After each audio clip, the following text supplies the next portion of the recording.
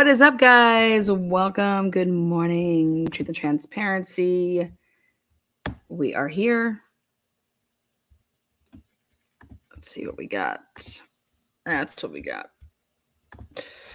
All right, guys. Court will start here in about 9 minutes if Bev is on time. Get out your trial booklets. Ooh. Good morning. Oops. How's everybody doing today? Looking for a sweet cross-up or two. Good morning. Waking up.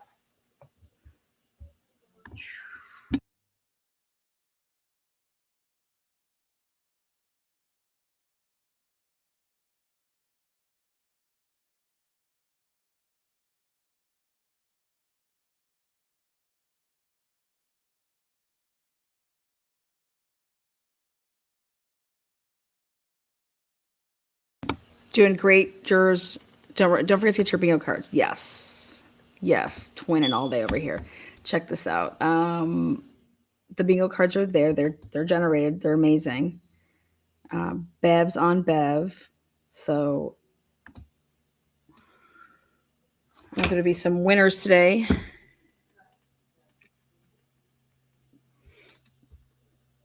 We'll be keeping track of the numbers if you're using your number guide, or if you are. We'll also be writing in the words for you guys as well. So we're going to be picking up at Firefighter Flamati's direct examination. And he's getting into, thank you very much for that super sticker. Appreciate it. I love the bingo game. Keeps me distracted from work. There you go.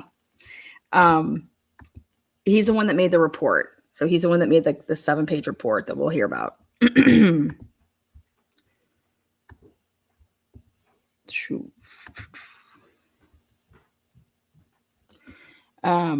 That's what we were about to be getting into. He had talked about the fact that when he arrived, well, I'll have some of those grapes. I just want a grape. He didn't want. Oh, okay. Okay. Oh, wow. Oh,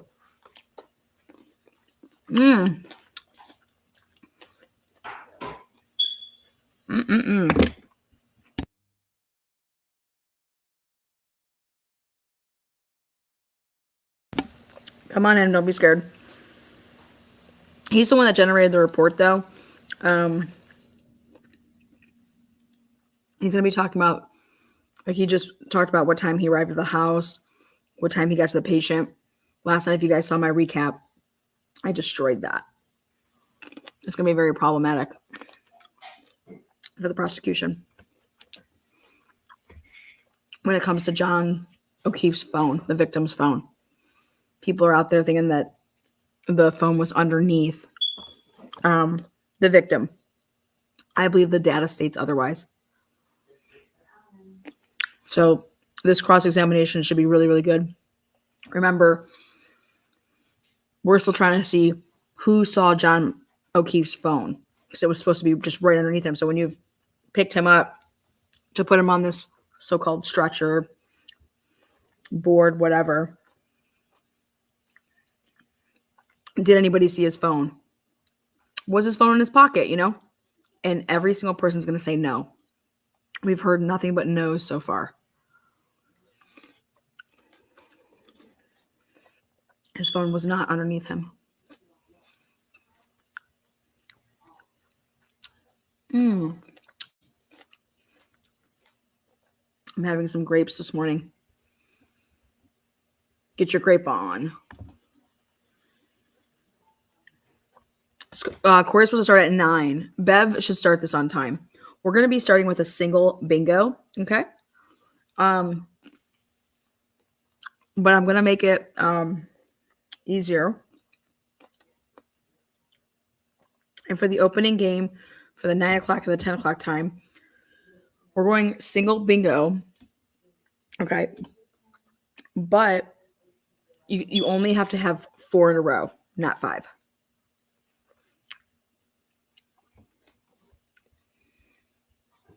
So That would include the 4 corners.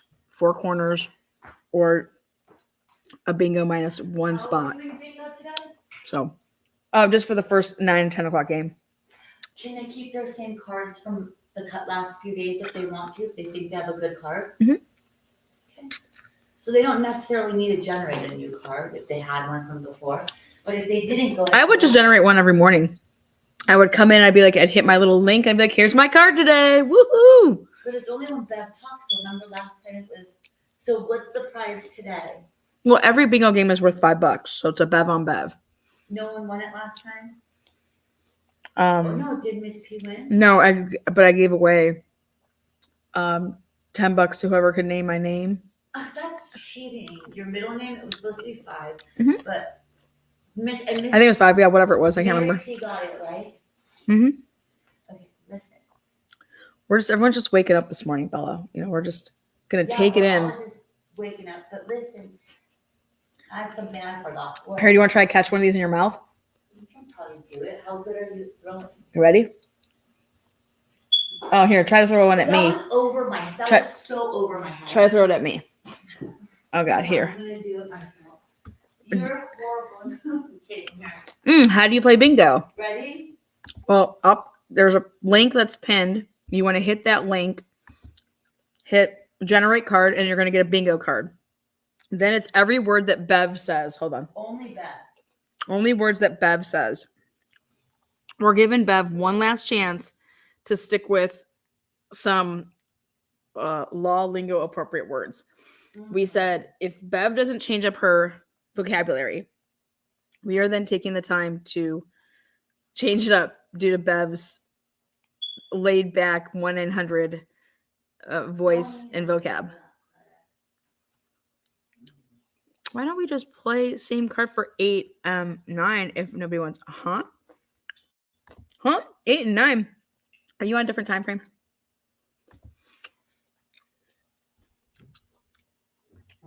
The reason I have a new game every hour on the hour, okay, guys, is because if people are coming in, we're going to be doing that this weekend. Mercs. We're giving Bev to finish out the week with having a normal vocabulary as a judge. So the reason there's a new game every hour on the hour is because when people are coming in that maybe are on different time zones, or you could only come in for a little bit, you have a chance. Where do we get this bingo card from, Kelly? It's pinned. So put the link again in chat. I will. Hold on. I'm saying hi to Lois. Okay, now. Do you see that you're chatting, and up top there's a pinned link in blue. Hit that link. There's the link right there. And I just did it again. If you want it. Right there. Hit that link. It'll generate a card for you. How many cards do we think we have generated so far? You want me to check? Let's check how many cards have been generated. I just love it so much. We can add up to more. I literally had some. Oh wait, here, I want to catch one of these. Come on. I'm throwing it to you, but I'm getting my own play balls. Here. Ready? Okay. If I start choking, this is the worst thing to do. They say that you will choke on a grape. On a grape? Yeah, it's the worst thing. God, I'm gonna kill you. Look, that's my ah! That's good. Champ. No, you did yours. I'm the champ. You did yours above my head. Good morning. How do we show you Bev? Well, when you have bingo, okay. When you have bingo, you're gonna write in chat bingo, and then right here, I hit copy. I put the link in. If you don't feel like hitting the link, you can email me your card, and I check it. Yeah, or you just tell us the number on your card. If you tell us the number on your card, then we can also do it that way. But that's the link to if you really want to be I want to come up there and show you my bingo card, And then I cash app you and you get to buy a beverage, whether it's a coffee or here, you want to throw another one? Yeah. You want to see if you can catch another What time was it? Oh my God, it's 9:00. Let's see if Bev's gonna go on. Okay. No, that would have totally been you. If you got that was my bad throw. Okay, here, let's try it again. And just you give it to me, not for you to catch it. Who's gonna clean all these up? You? Okay. It'll probably be me though. Okay, that was like a fireball. What? Like, I need a little umph on it. Like, Okay, or yeah. you need like a really smooth hand. Okay, yeah. Smooth hand up, down. Just give it to me. Holy shit. Bella's not an athlete. I'm the one that threw like an athlete. Okay, not underhand. No, I'm gonna Okay. overhand it. No. That was a little here. Okay, I'm do not this doing one. it again. Why do you want that one? I'm gonna try to catch it. Okay. Oh, you dried it or Okay. something. Nice. Ah! That's my throw. Go. Here, throw it. You're like, you did it over my head. What's up? Good morning, Boston. You're waking up to some balls in your face. More like grapes in the face. Grapes to the face. Jennifer Bonjean. We're working on Bev's mouth. Only 4 spots or 4 corners for first 2 hours. Yeah. Yep, exactly. So I want to get some wins generated over here. So in order to only have bingo, you only need 4 in a row. Okay, because Bev sucks. Okay, Bev's vocabulary is struggling. So Boston says no balls in my face. Balls to the face. What's the weather like over there in Boston? You know, if Bev's only gonna have fucking half days, she needs to be on it. You know what I'm saying? Okay, can you guess how many cards we have in play as of this second? 1,000. Oh, I thought you were gonna be like 20, and I was gonna be like higher. No, it's lower than 1,000. Okay. 600. Lower. Okay, 69. Higher. 150. Higher. Okay, good. 300. Lower. 250. Higher. 275. Higher. 280. 289. Higher. 291. Higher. 295. Higher. 299. Lower. 297. Yeah. Fuck. You know that game on Price is Right? Yeah. You gotta keep like spitting them out so fast. So fast. That's what you're doing. I was trying to. Oh no. Sunny low 50s, but it's like 80 here. I heard it. Reset that because I think there's people that have. Reset what? Because I think there's now 305. Yeah, I know. How many bingo cards are there in play right now? I said as of that moment. Okay, Oh. you want to see as of now, That this magic moment. moment? As of this moment, right this second. Mm-hmm. Will you be so upset if it's the same? I bet you it's in the 300s. No, same number. Oh, okay. Because here's the thing. Okay, guys. So we have 297 bingo cards in play right now. 14 online. 14 are currently looking at their cards. We are so sweet. This is how we're tracking you. I'm just kidding. Listen, but seriously, all the subscribers out there. Are we in subscriber mode yet? Oh wait, you know what? I'll go fix that. Is it not? It should be actually. I don't want to be talking on subscribers. You can talk to unsubscribers. You unsubscribe and hoe. They're just not able to say That bingo. magic. You know what? We deserve a song before Bev comes out. This is going to be Bev's walk-up song. Show us.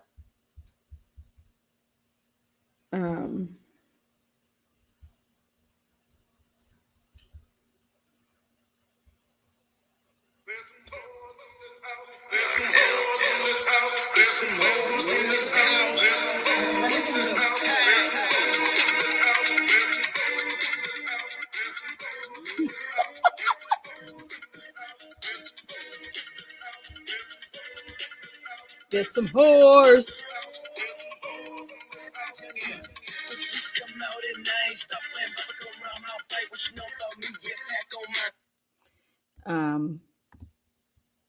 Subscribers of 1 minute or less, you guys are now able to only chat here. That's Bev's walk-up song. I'm just kidding, guys. Walk-up song to the bench. She's like, all right, if you were to pick Alan Jackson's walk-up song, if he was like, playing in the pros, this would be my song that I think Alan Jackson would walk out to. Let's hear it. It is. Let's see if I got it. Tell a bad bitch, do whatever I say. Click. That should be Todd Click's walk-up song when he's gonna be testifying. In case everyone doesn't know, that's from Delphi. Thank you. We will be doing a Delphi bingo. I'm kidding. We will not. That bitch keeping us out.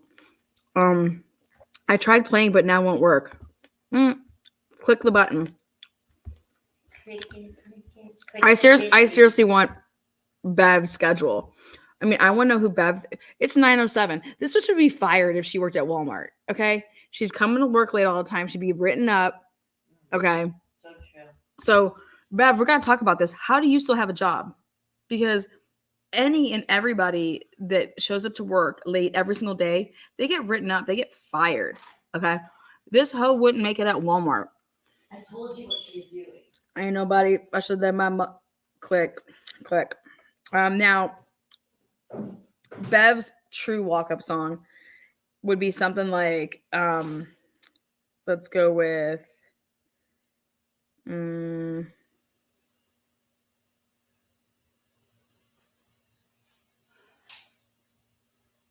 yeah, something like this.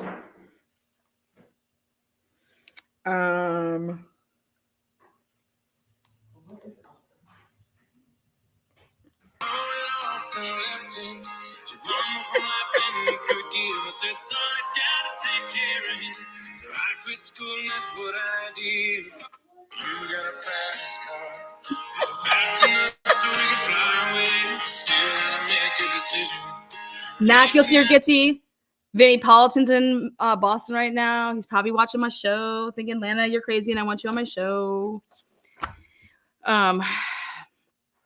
Anyways, just really getting us ready. Okay. Need some Z's. I love when they play them together. Oh, what did I play who together?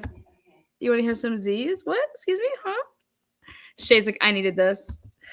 J9 Wheels. I can. I don't know if you can right now, but I can look into that. Completely.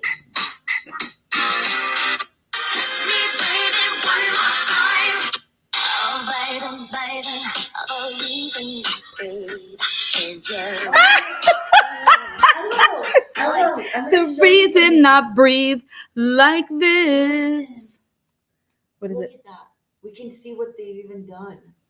Oh yeah, we got them on. You mean like what their cards look like? Oh yeah, good. Yeah, I got you on lockdown. Yeah, I got you check. I can try.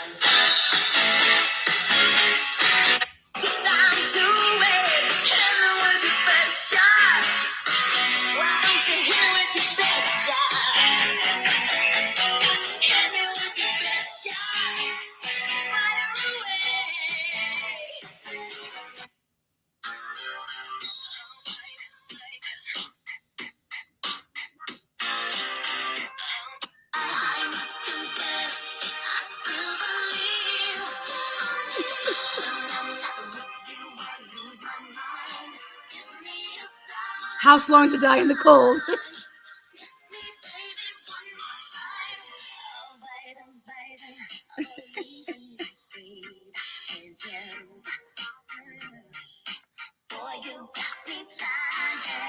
The reason I breathe is you.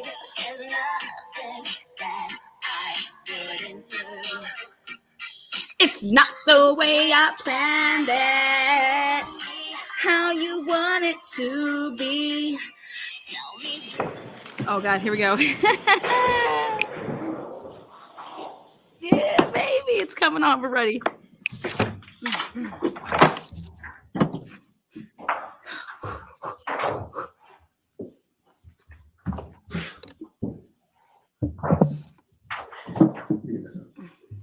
What is a bullet? Hear ye, hear ye, hear ye. All parties have anything to do before the Honorable First Justice Federal Numbers. Now sitting in the ghetto, here in court within the court of county of Norfolk.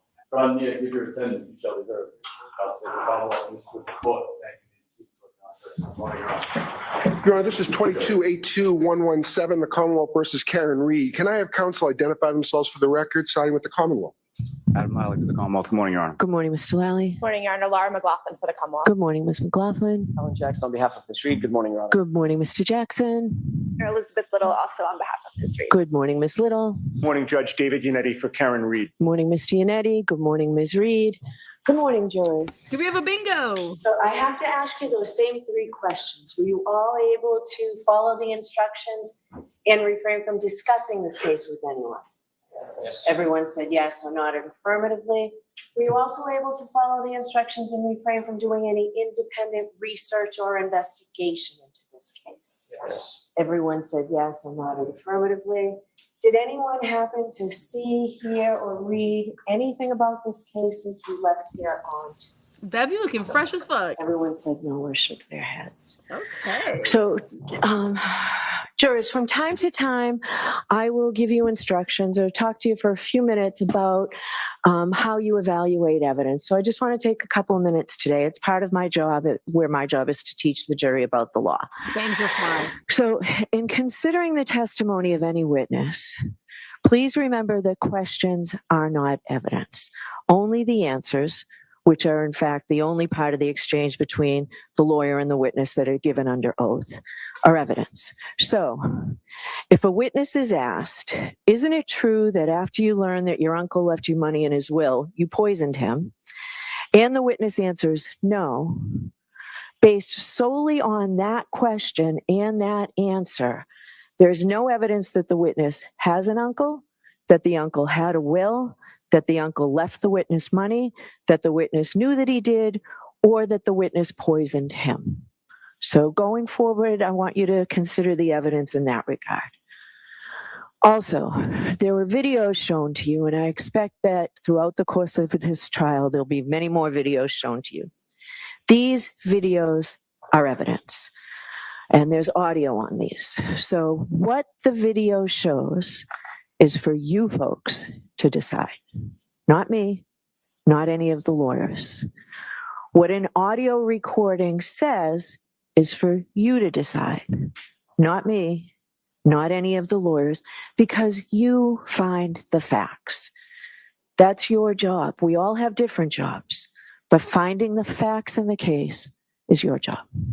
Okay, so with that, please get the Commonwealth's witness back on the stand, Mr. Flamati. All right, we will be writing down all the words that were said.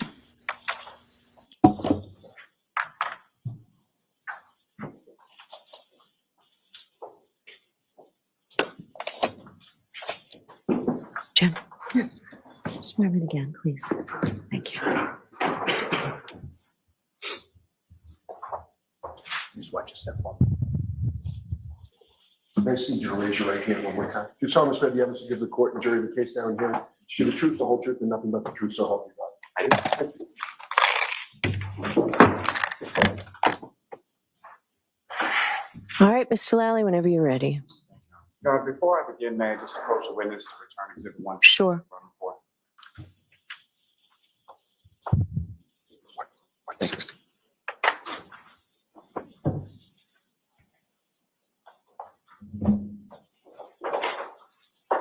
All right, back on the stand for this is direct examination. Good morning.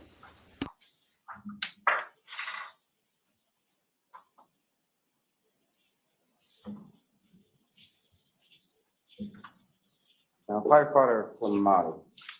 I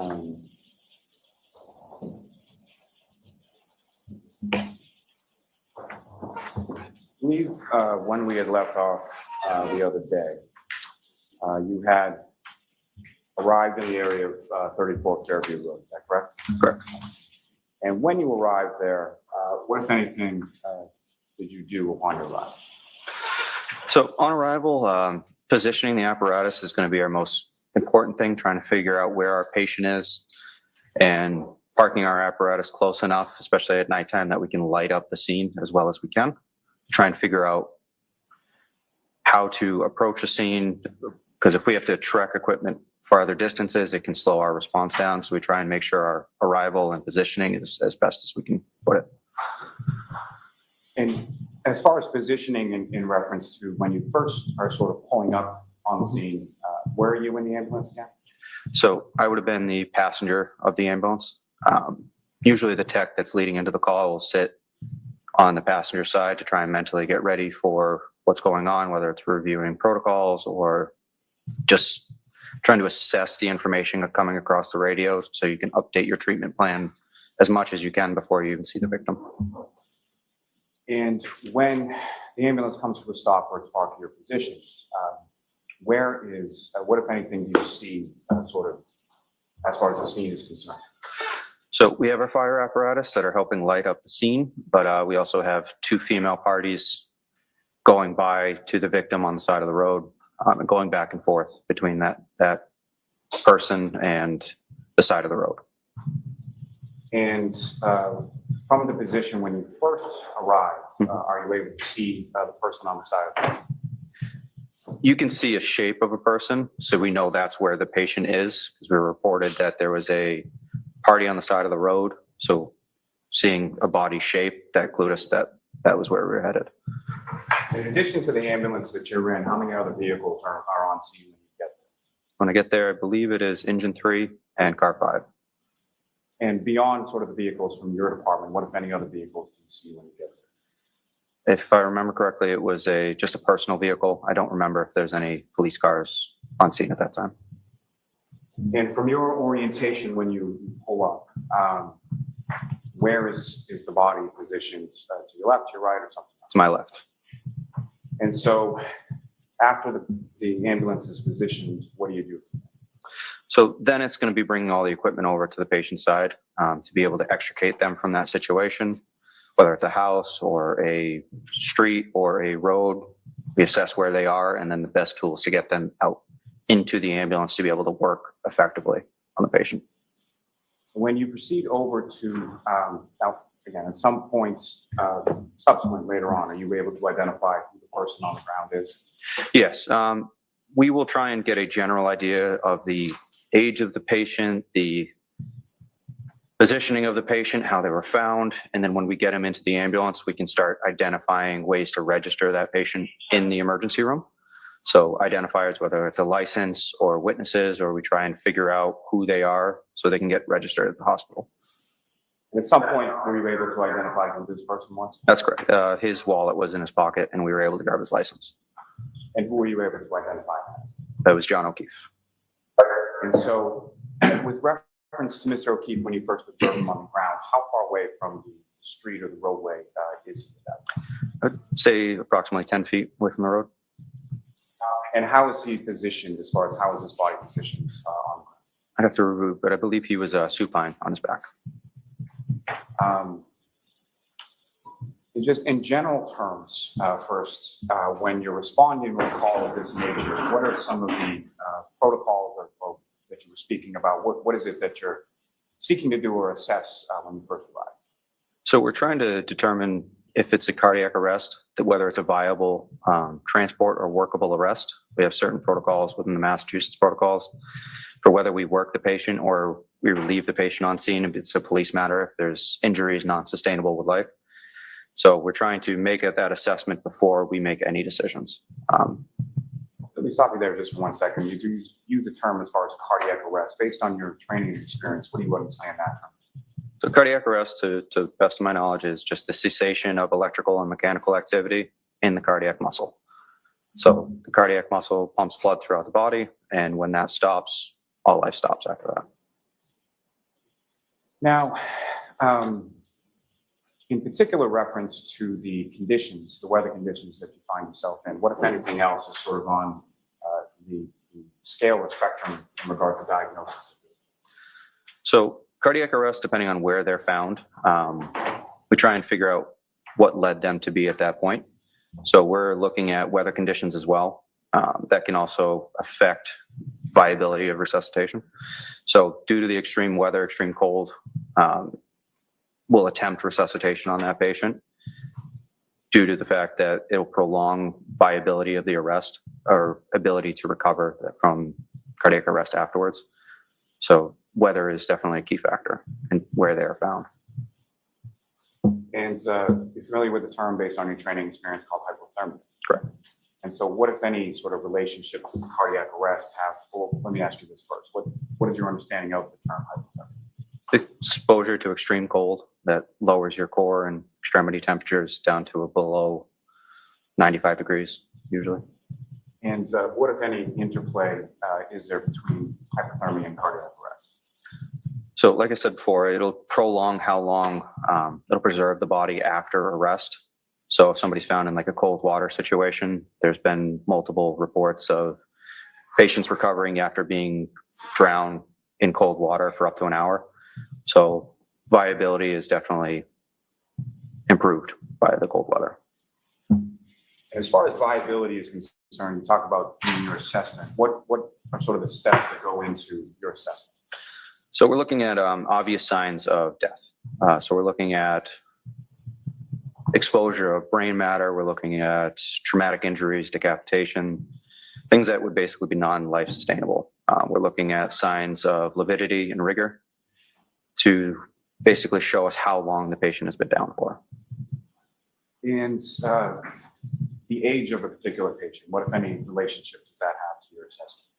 So it'll show the extent of frailty the patient has. If somebody's an elderly patient, severe cancer patient, their ability to sustain a cardiac event like that is less. So somebody that's younger or middle-aged will have a much better chance of recovery afterwards. But that would really be the only key that we're looking at. And what, if any, observations did you make of Mr. O'Keefe during your assessment of him initially? Just that he was a middle-aged male, and that was all we had. And as far as the other things that you're talking about, as far as viability or resuscitation, what, if anything, did you observe with reference to Mr. O'Keefe in regard to that? So with viability, we were looking at any rigidity or rigor in the body, or lividity or separation of blood.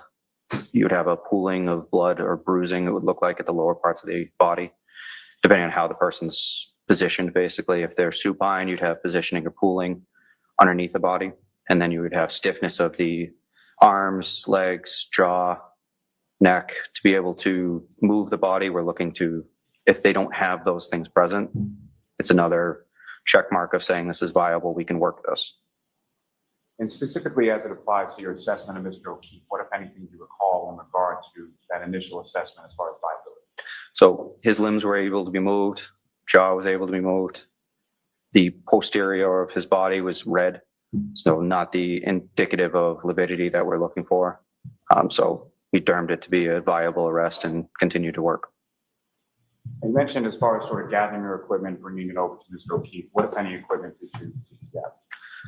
So equipment initially is going to be our scoop stretcher to be able to pick the patient up, break apart, put it underneath him. We have our first in bag, an airway bag, cardiac monitor.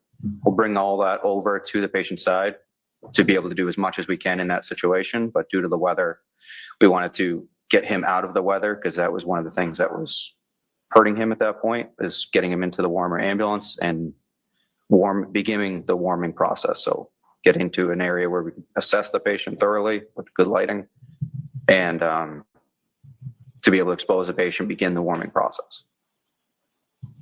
And when you go over to where Mr. O'Keefe is, about 10 feet off the roadway, who, if anyone, from your department goes along with you? So I have Matt Kelly with me and Tim Nuttall. I also have Frank Walsh, Katie McLaughlin, and Greg Woodbury, and Captain Robbery.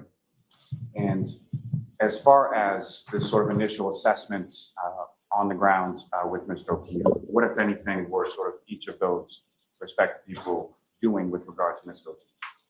I'd have to review specific interventions as far as who did what, when. But that's why we document things immediately afterwards, so it's all fresh.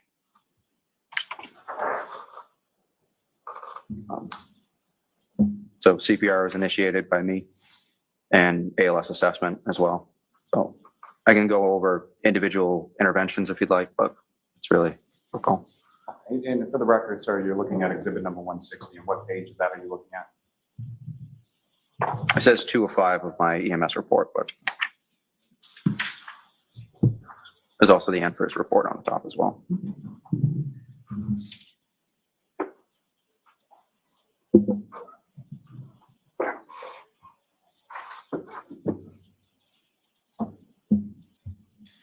So initially, when you go over to Mr. O'Keefe, how many other people are sort of in that area at that time? So in the area, we have the first responders, and then we have the two female parties on scene. Where were the two females in relation to Mr. O'Keefe? So as we're approaching the scene, they were kind of in between us and the patient. So we tried to gather as much information as we could from them as we could.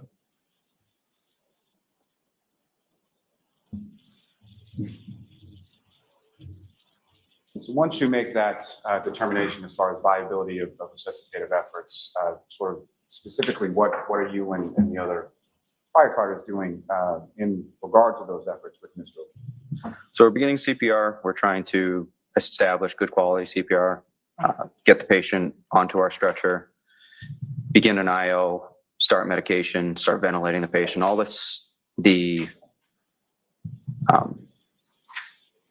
all of the conditions that the body has, we're trying to remedy through intervention. So we're trying to breathe for the patient. We're starting to press on his chest, to do CPR, to cause his cardiac muscle to compress, spread blood through the heart, cardiac muscle, cerebral brain. And we're trying to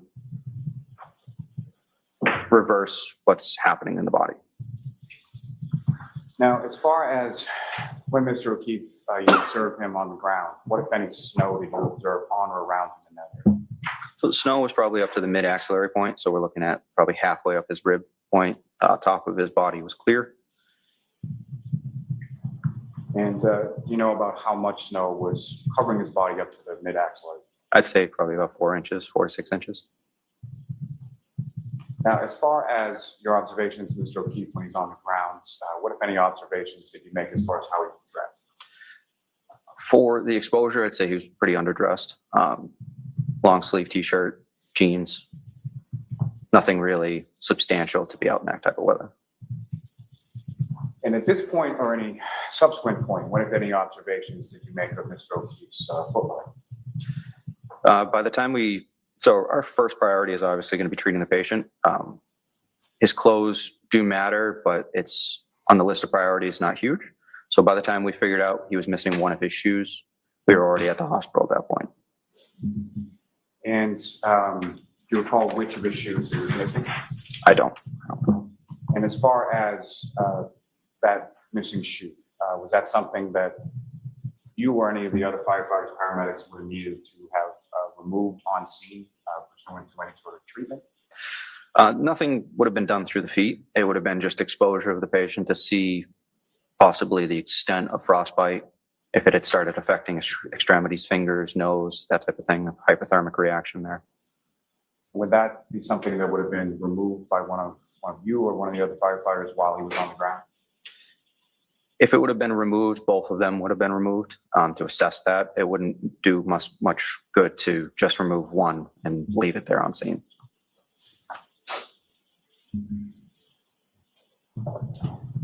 Now, as far as the two females that you observed, did they sort of remain in the same position you initially observed them? Did they move around or something? They kind of cleared a little bit away from the scene. I would say they moved off to the right of the apparatus so we could work on the patient at that time. And what, if any, conversation or what, if anything, did you ask either of those two? So how the patient was found and what brought them to that situation is critical. So we're trying to figure out as much information past medical history that we can of the patient. So we're trying to find somebody who has knowledge of the event. So as we approach the scene, begin to talk to one of the females. What is going on? Why are they there? What happened? And you say you're speaking to one of the two females, is that correct? That's correct. You see any of those females in the courtroom today? That's correct. Miss Reed. Could you just identify as to where Ms. Reed is seated or an article closed? Right there. Just ask the record reflect identification. Okay. Now, with regard to one of the two females that you were talking to, was that Ms. Reed or was that somebody else? That was Miss Reed. And why, if at all, were you talking to her versus one of the other females that you observed? She seemed to be the one that was most personally affected by it, so figured she'd had the most information about why the person was there. And what, if any, observations did you make of her in regard to your conclusion that she was the one who seemed the most personally affected by it? She was the most distressed on scene, obviously upset, so personally related to or had a kind of relationship with the person.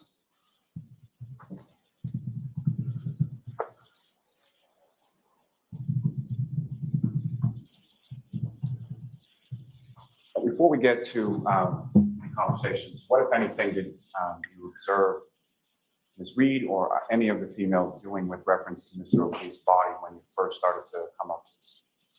So I would characterize it as an attempted resuscitation. She was attempting to do CPR, but due to their erratic behavior, she was running back and forth between the other female on scene and the body, back and forth, trying to press on his chest, wake him up, talk to him, just to no avail. And as far as your conversation with Ms. Reed, what, if any, questions did you ask in regard to as a demographics or anything else? So do you have any information of who this is? How are they here?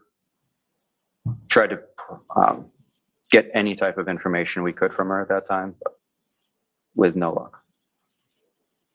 When you say with no luck, what, if anything, what, if any, response did you receive from Ms. Reed in regards to your question?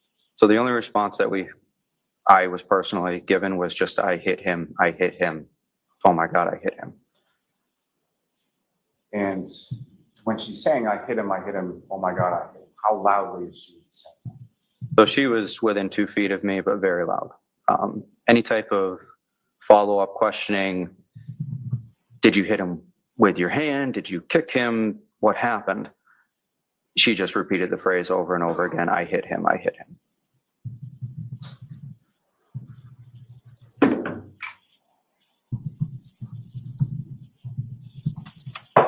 And just to be clear, where does this conversation occur? This was as we're bringing equipment over to the patient. The interventions are going to be started basically by whoever gets over to the scene first. I'm trying to gather information as a lead paramedic to try and coordinate interventions and therapy to kind of holistically be the team leader in that situation and treat and transport the patient.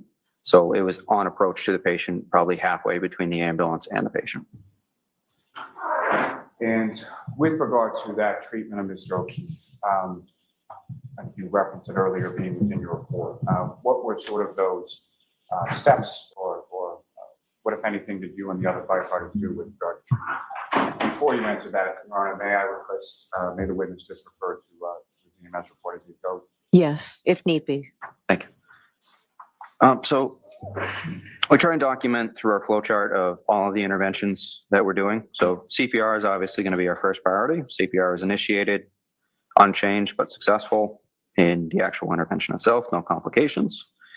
We do our ALS assessment that we talked about of any further indications of this is not a viable arrest. We determined it was a viable arrest and we move on.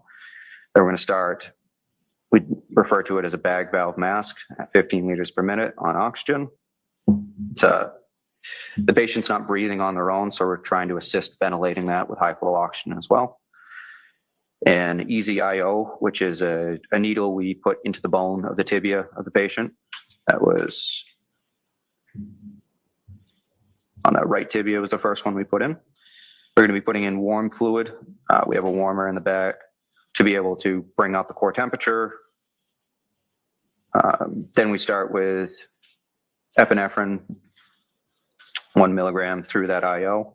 If I could just stop you there for 1 second. When you say as far as IO, put it into the leg, how is that sort of inserted into the leg? So we have two different methods we can do. We have a drill, a power drill that drills through the outer layer of the bone into the capillary area of the bone, the soft, spongy material. So we drill through that, or we can do it by hand if that fails. And when it comes to the epinephrine, what is sort of the purpose of that medication? What are you trying to do with that medication? So that medication will improve, it's a vasoconstrictor. it'll cause the vasculature to constrict. So it'll improve the quality or effectiveness on the cardiac muscle, cardiac vasculature, and the cerebral area. So as far as the administration of epinephrine is concerned, is that something that's done once or more than once? And is there a protocol for that? So it's going to be serial every 3 to 5 minutes during the cardiac arrest to try and bring them over to the hospital so it continues that entire time unless there's a rhythm change or that can change our algorithm of how we approach the patient. If there's a rhythm regain or return of spontaneous circulation. And so how many times or what times was the epinephrine administered via the IO to these drills? So I have epinephrine at 620, 625, 630, 635, 640, 645. And when was that first administered? Would that have been at some point when he was outside of the ambulance on the ground or in the ambulance or something? It would be dependent on transport time.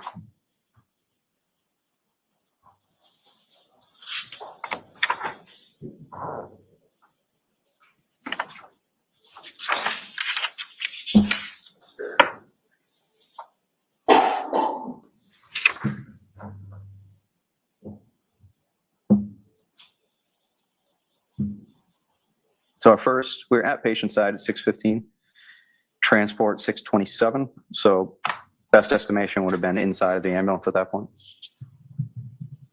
I'm sorry I interrupted you before, but after sort of the introduction of the epinephrine. That's a fuck up right there. That's a what fucking did fucky. you and the other firefighters? After the first round? Yeah. So first round of epinephrine. After that, we would drop in what's called an OPA. That would be to push the tongue out of the way, open up the airway to improve our bag valve mass so it has an open air way to get the oxygen into the lungs. We begin external warming, stripping the patient, getting the heat turned up in the back of the ambulance. We would then switch over from manual CPR done by hand to a mechanical CPR device to ensure adequate, consistent CPR compressions of the chest. It was a Lucas device.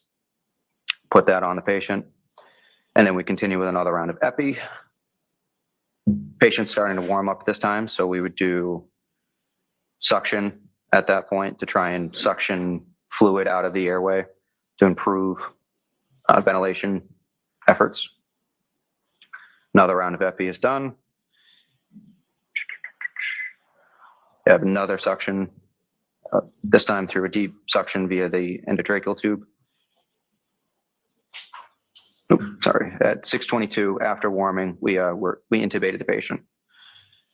We have a 7.5 tube paced at 27 centimeters, and then verified through various means, through chest rise, auscultation, waveform, and tidal CO2. So we had complications listed as patient vomiting, aspirating. Suction was then done with a rigid tip suction device. After successful intubation, we then suctioned via French tube through the airway established. Jump back up to 6:31. Holy shit, he was Another vomiting in the fucking... IO line was established on the opposite tibia on the left side. And then another 3 rounds of epi and then arrival at the hospital. What was the arrival time at the hospital? 6:45.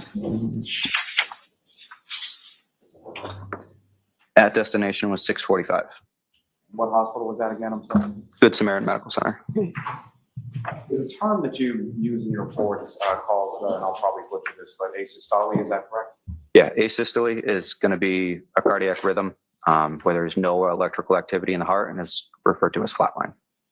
What, if any, observations did you make in your treatment diagnosis in regards to Mr. O'Keefe as far as asystole? So that was the rhythm he was found in. From initial rhythm, I have on the EKG at 6:32 as asystole. So we basically observe that for any changes, whether it's increase of electrical activity, regain of adequate pulses, all of that can kind of be hinted at with the cardiac rhythm. And then we would change our algorithm based on whether we go down the ROSC protocol or we continue down the cardiac arrest protocol. And whether it's on scene or it's in the ambulance, is there sort of a division of tasks or division of different skill that's being employed in patient care? So patient care will have to do with level of training and also proximity on the patient. Where you get into the ambulance is just logistically, if you have the training, it's not a huge open ER, it's a small environment. So we try and not have people jump over each other as best as we can. And if you recall, who was sort of doing what in relation to treatment of this patient? So in the back of the ambulance specifically? Yes. Okay, in the back of the ambulance, Tim Nuttall was managing the airway.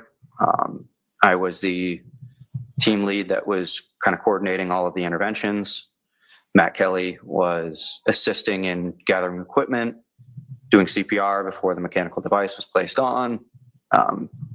Basically, they act as an assistant to hand equipment, place things in strategic areas around so we can actually work without having to go get those physical things ourselves. Now, as far as you indicated removal of Mr. O'Keefe's clothing once in the ambulance, correct? Yes. What was it about sort of the condition of the clothing that led to the removal of that? So removal of clothing is actually pretty standard for any cardiac arrest, any traumatic injuries. We're basically trying to get further clues because this is all happening very quickly. So we're trying to get more evidence of why are they here. We're looking for extremity injuries, crush injuries, bruising, anything that we could document, that we could pass on to the emergency room staff and doctors. So we would strip most patients. And as far as were you involved personally, as far as sort of the cutting of the clothing and stripping the patient? Yes. And upon removal of the clothing, what, if anything, did you observe as to sort of the condition of the clothing or texture of the clothing? Condition seemed pretty well intact, but just wet and cold. And what, if any, relationship would the wet and cold clothing have to any of the diagnoses that you were running through in regard to this?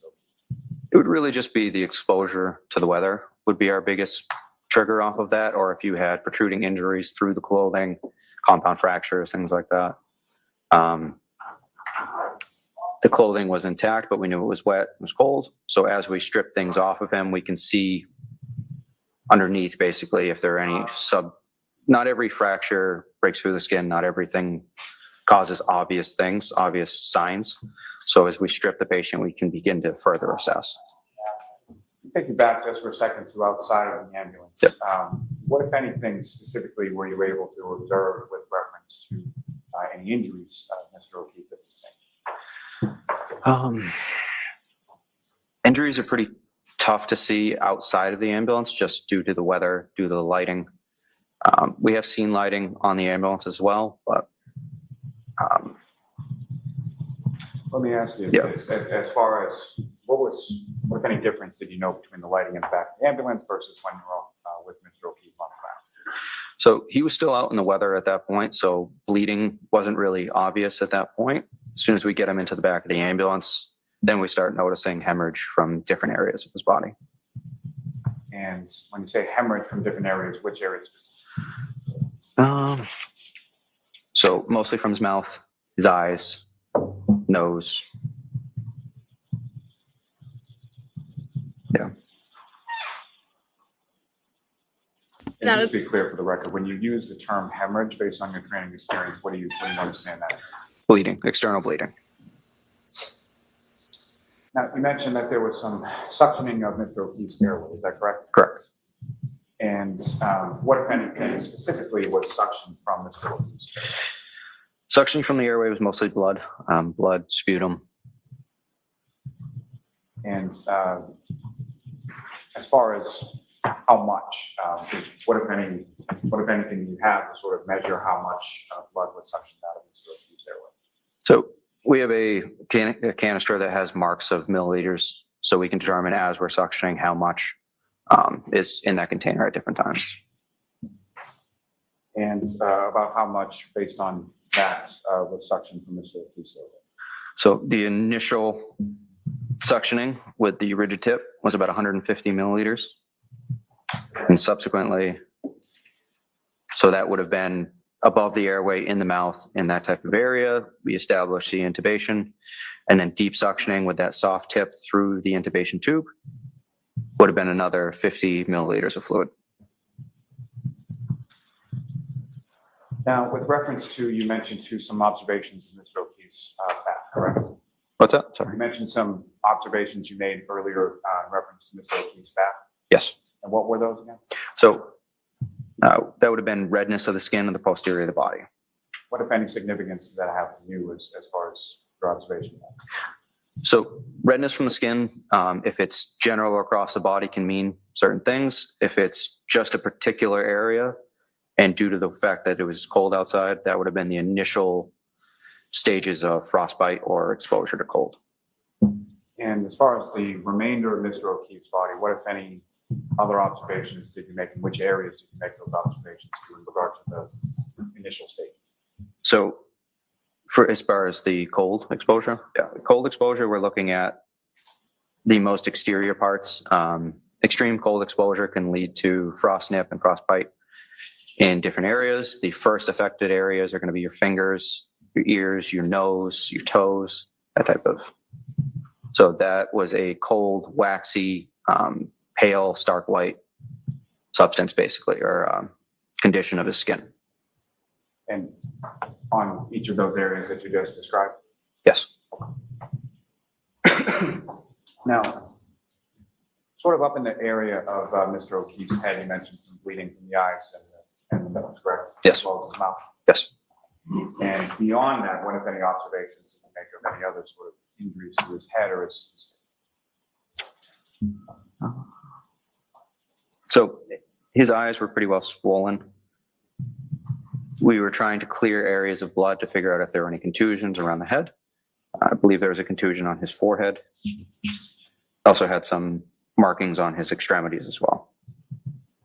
And just as far as your understanding, based on your training experience, when you use the word contusion, what do you understand that? Bruising. And before we get to the extremities, what, if any, observations did you make as far as Mr. O'Keefe's abdomen? Abdomen we noted as significant as distension or swelling of the belly. And what, if any, significance did that have to you in regard to Mr. O'Keefe?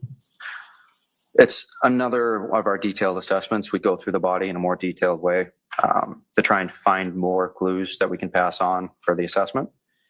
Distension in the belly could be due to trauma or bloating. It could be, those are usually our biggest triggers for distension. Now, you mentioned as far as the extremities are concerned, what, if anything, did you observe as far as injuries to Mr. O'Keefe's? So we're looking at, so we had the cold, rigid fingers, hands, feet, and we had multiple dry blood lacerations to the right arm. Recall specifically where on Mr. O'Keefe's right arm? Would have been his upper arm. And you mentioned dry blood, is that correct? Yes. So these were not actively bleeding at the time that you observed them? No. Now, as far as being dry blood versus actively bleeding, what, if anything, does that indicate to you as far as sort of timing? So we had active bleeding from other areas in the body. So the fact that it had already stopped and clotted, I would assume that would have been several hours before the incident that led him to be there, but I would guess earlier in the evening.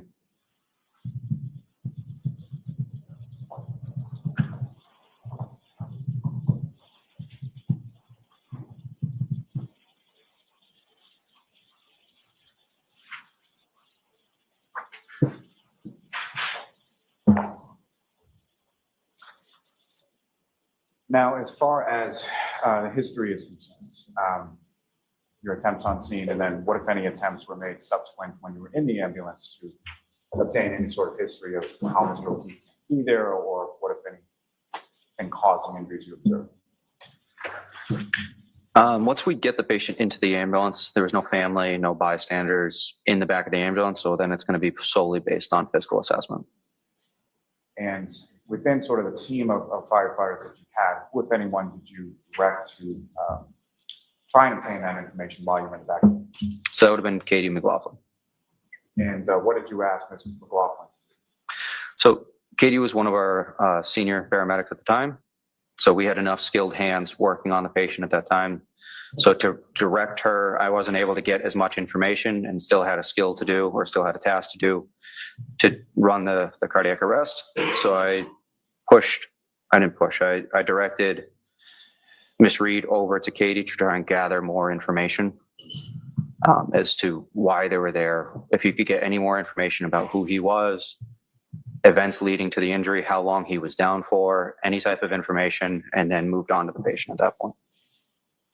And so Firefighter McLaughlin is having this conversation outside of the ambulance, is that correct? That's correct. This is going on while you're inside of the ambulance actively treating Mr. O'Keefe.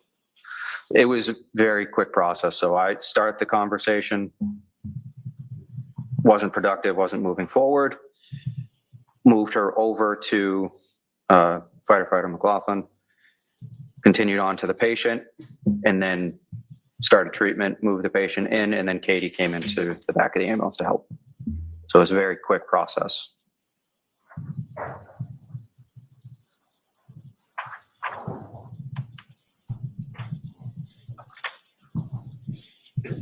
Now, as far as Mr. O'Keefe's eyes were concerned, what, if any, observations further did you make as far as Mr. O'Keefe's eyes? So both eyes were swollen and bleeding. What, if any, observations were you able to make of his pupils? I'm sorry, what? Pupils? Pupils. So I've documented as 4 millimeters and non-reactive. What, if any, significance is those observations as far as that 4 millimeters non-reactive? So we're looking for equality between the two. So signs of bleeding can be demonstrated by unequal pupils, or if they were restricted, could lead us to believe it was as a result of an opioid interaction. But we're looking at whether they react to light as well. If there's brain activity, if there's still something causing the body to react, you'll have some type of pupillary response. So we shine light, there was no response, so it was fixed and at 4 millimeters. Now, at some point, you leave the scene en route to Good Samaritan, is that correct? That's correct. And who is continuing treatment of Mr. O'Keefe in the back of the ambulance during transport? So back of the ambulance and transport would have been Firefighter Kelly, Firefighter Nuttall, and myself. And who, if anyone, was driving the ambulance between Fairview and Good Samaritan? So that'll be determined by basically just positioning on the engine. So the step driver for that position would then drive as the detailed person over to the ambulance, and that was Firefighter McLaughlin. Now, during the transport from Fairview to Good Samaritan, what, if anything, are you and the other firefighters in the back of the ambulance doing as far as continuing treatment of the stroke? So we started transport at 6:27. So between 6:27 and 6:45, treatments included epinephrine, additional suctioning, managing the airway, placing another intraosseous line, and then 3 additional rounds of epinephrine while the mechanical CPR is continuing CPR. And during the course of the transport, what, if any, changes in Mr. O'Keefe's status as far as the cardiac arrest or the breathing occurs during the transport? No changes. Now, that time that it took to get from Fairview to Good Samaritan, is that sort of a typical transport time? Not normally. Due to the weather, it was pretty slow driving. Even though the ambulance is a smaller vehicle than the engine, slow transport compared to normal. And during the course of the transport, what, if any, communication are you having with Good Samaritan in regard to Mr. O'Keefe and his eventual arrival there? Every medical that goes on, we try to give the hospital staff a heads up, basically, of what's coming in. We'll have different alerts that we would give them, whether it's a cardiac arrest, a stroke, a STEMI, to have the certain appropriate teams come in and be ready, whether it's a trauma alert. There's different specialties within the hospital that'll treat those different particular cases. So we call them 5 to 10 minutes prior to give that team time to get down into the emergency room to get ready to work. When you arrived at Good Samaritan, with anyone were you met by and sort of what happened with regard to Mr. O'Keefe's death? So we're continuing interventions from the ambulance through the bay into their code room. We're then met by registration, a registered nurse, and the doctor that took care of the patient, as well as a team of other assistants and CNAs. And where do you you physically go with Ms. O'Keefe, or how does that work? Yep, so that's referred to as a transfer of care. So there's different people, like I said, it's a team base where different people are in charge of different things. You'll have the nurse in charge that's in charge of documenting our interventions that have been done so far, time of down, the patient was down, and then she starts documenting all the different interventions that were done by the hospital staff as well. You also give a report to the doctor who's then taking over as lead for the cardiac arrest. They're going to start issuing orders for the patient and treatment. And then you have registration that will get the information to register the patient that they can tie all of their interventions to. And during that sort of process of exchange of information and things of that nature, what, if anything, did you learn in regard to the sort of core body temperature of Ms. O'Keefe? So to add that assessment, I believe it was a core body temperature of 80 degrees. What, if any, significance does that have in regard to sort of the typical core body temperature? Typical core body temperature is going to be in the high 90s, where body temperature being at 80 with a rectal temp or core temp is going to be extreme hypothermia. Now,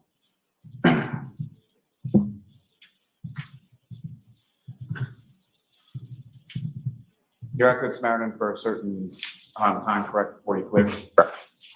And at that point in time, while you were at Good Samaritan, that initial time, what, if anything, did you learn as far as Mr. O'Keefe's status or what had happened? So as we talked about before with the hypothermia and the extreme cold, they're going to work that for an extended period of time. Most cardiac arrests, I will try and hang out by the patient or in the area. As new staff come through, different things are found. The doctors and nurses might have follow-up questions. So I try to stay available as an asset that they can bounce those questions off, at least for 10 or 15 minutes afterwards, to make sure the whole process is completely transferred from all the interested parties. And during that course of time, what, if anything, did you learn as sort of the eventual status of Mr. O'Keefe? We didn't learn anything while we were at the hospital. We then cleared the hospital, returned back to quarters to decon the ambulance and to replenish all the equipment that we had used, get back in service, and move on with the shift. At some point during the course of the shift, did you have occasion to go back to Good Samaritan? Me personally, no. It would have been for an additional medical call if there was any calls for service afterwards. Did you recall whether or not you went back to Good Samaritan for any additional medical calls or anything of that nature? I don't recall.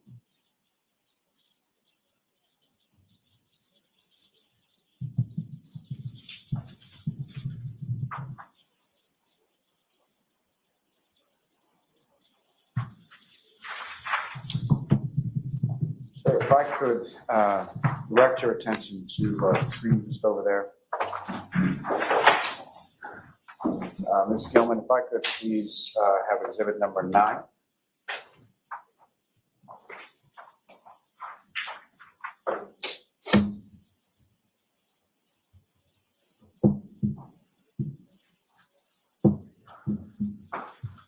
And so directing your attention to what's been previously marked as exhibit number 9 up on the screen, you recognize what's in that photograph? The house. Is that the house that you responded to? Is that correct? That's correct. And Ms. Gilman, if I could have exhibit number.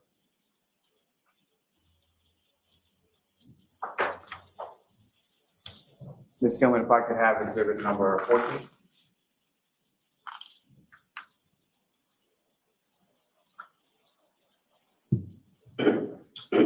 Again, sir, what's up on the screen? You recognize what that is? I see blood, snow,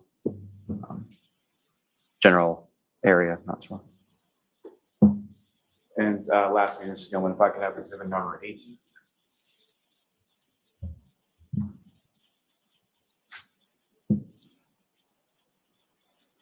And again, Firefighter Flamati, do you recognize what's depicted up on screen as exhibit number 18? Yes. Can I approach the witness room? Yes. Very much. So, sir, I'm going to hand you a laser pointer. Basically, just press on this button here. This direction will go to the screen.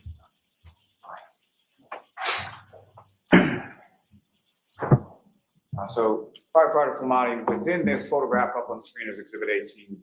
Do you see the area in which you observed Mr. O'Keefe's spine on the ground when you first arrived? Yes.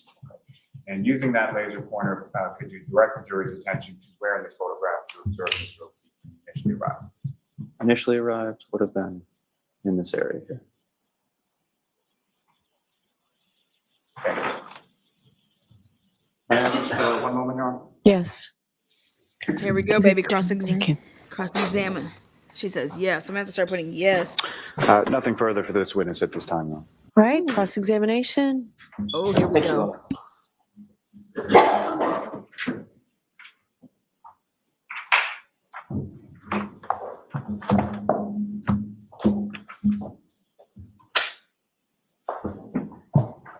Good morning. Good morning.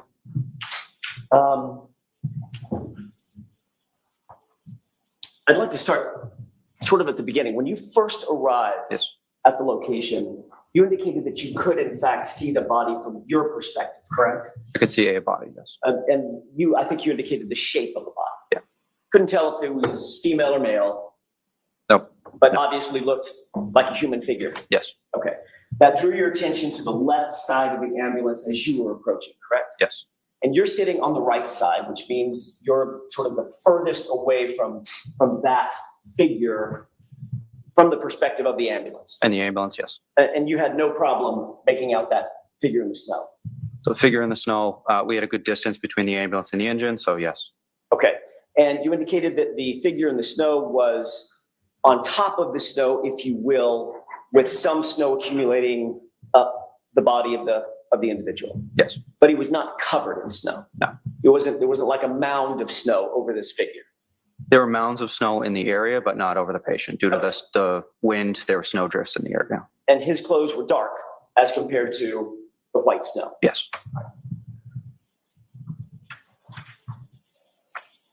I want to ask you a couple of quick questions about some of the last conversation we had with Mr. Lowry about the injuries. You did note that Mr. O'Keefe had a laceration over his right eye, correct? No, over his right eye. Over his right eye. There's a contusion over the eye. Okay, and your definition of a contusion is, Bruising. was it also swollen? There was swelling around the eyes and a little bit of contusion and bruising around. Did you see an actively bleeding laceration over his right eye? I don't recall. You don't remember that?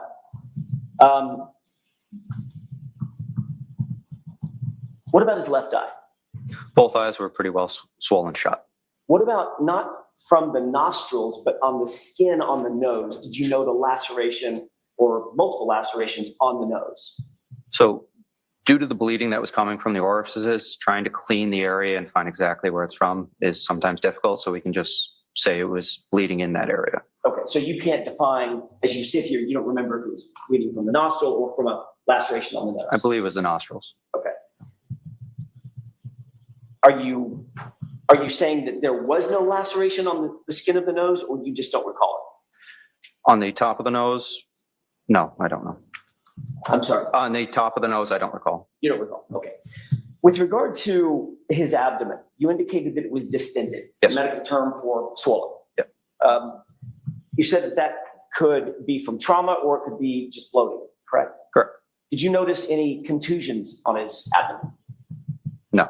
Any skin that was abraded? No. Or cut? No. So there was no bruising, no contusion, but there was a distension, correct? Yes. So there was no visible trauma to the abdomen. Visible trauma doesn't really matter to internal trauma. It's not always indicative one way or the other. So my question was, did you see any visible trauma on his abdomen? No. Okay. But you did note that it was bloated. That it was distended, yeah. Okay.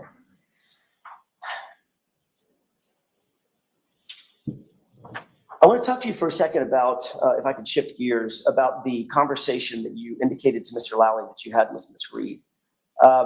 You were also asked about that conversation at the grand jury when you testified, correct? Correct. You testified that as the lead paramedic, you were specifically trying to get as much information from my client, Ms. Reed, as you possibly could concerning the victim and how the victim ended up being there, correct? Correct. You indicated in no particular order that you asked questions like, how do you know him, correct? Correct. How did he get here? Correct. What happened? Correct. Is there any additional information you can give me about what happened to this person? Correct. Okay, so that was a conversation that you were personally engaged in with my client in order to gather as much data, if you will, about what you were dealing with, correct? Correct. But your focus was, when you first arrived, your focus is, I need to attend to the patient, correct? Correct. Like, conversations notwithstanding, I need to deal with what's in front of me, which is an unconscious man in the snow. Correct. Dressed inappropriately. Correct. And possibly freezing to death. Correct. But you did say that you had enough of a conversation with Ms. Reed that she answered you and said something to the effect of, I hit him, oh my God, I hit him. Correct. So then you followed up on that conversation, correct? As much as I could, yes. As a matter of fact, you said that you asked her additional elaborating questions. Correct. Well, did you hit him in the face? Or did you kick him? Or did you hit him with your hand? Okay. So that's a conversation that you're having with Ms. Reed face to face. Correct. You're talking to her, you're looking her in the eyes, she's looking you in the eyes, you're standing still, and you're attempting as best you can to converse with this woman so that you can gather as much information as you possibly can as you attend to the victim. Correct. You indicated that that conversation lasted long enough that the conversation was frustrated by the fact that you weren't getting information that was helpful to you. So you turned that conversation over to Katie McLaughlin. Objection? Sustained. Ask it a different way. Sure. Did you have, was your conversation in some way in your mind, and when I use the word frustrated, I mean, it was just, you weren't getting the information that you were seeking, correct? It wasn't productive. Okay, better way to put it, I'll use your word. That conversation was unproductive enough that you then moved the conversation over to Ms. McLaughlin, correct? Correct. Firefighter McLaughlin. And once Firefighter McLaughlin engaged Ms. Reed, you then began to attend to the patient again. So the patient was already being treated by the other personnel on scene. Okay. I started the conversation, realized it wasn't going anywhere. I had other responsibilities. So regardless of how they ended there, they still needed treatment and transport. So that began my priority and moved her over to try and get as much information while treatment was being done. What part of the treatment were you responsible for? All of it. Sorry, that's a great answer to a very vague question. Yep. What physically were you doing with Mr. O'Keefe? In which particular moment? When you first arrived and attended to him and physically touched him. In other words, were you the airway person? Were you the cardiac person? Were you doing chest compressions? Were you squeezing the bag? I would have been doing chest compressions initially until I could delegate that task to somebody else. Okay. And chest compressions, I'm going to butcher this because I've never been trained other than my little toddler. They look a little like what I'm doing now, correct? Correct.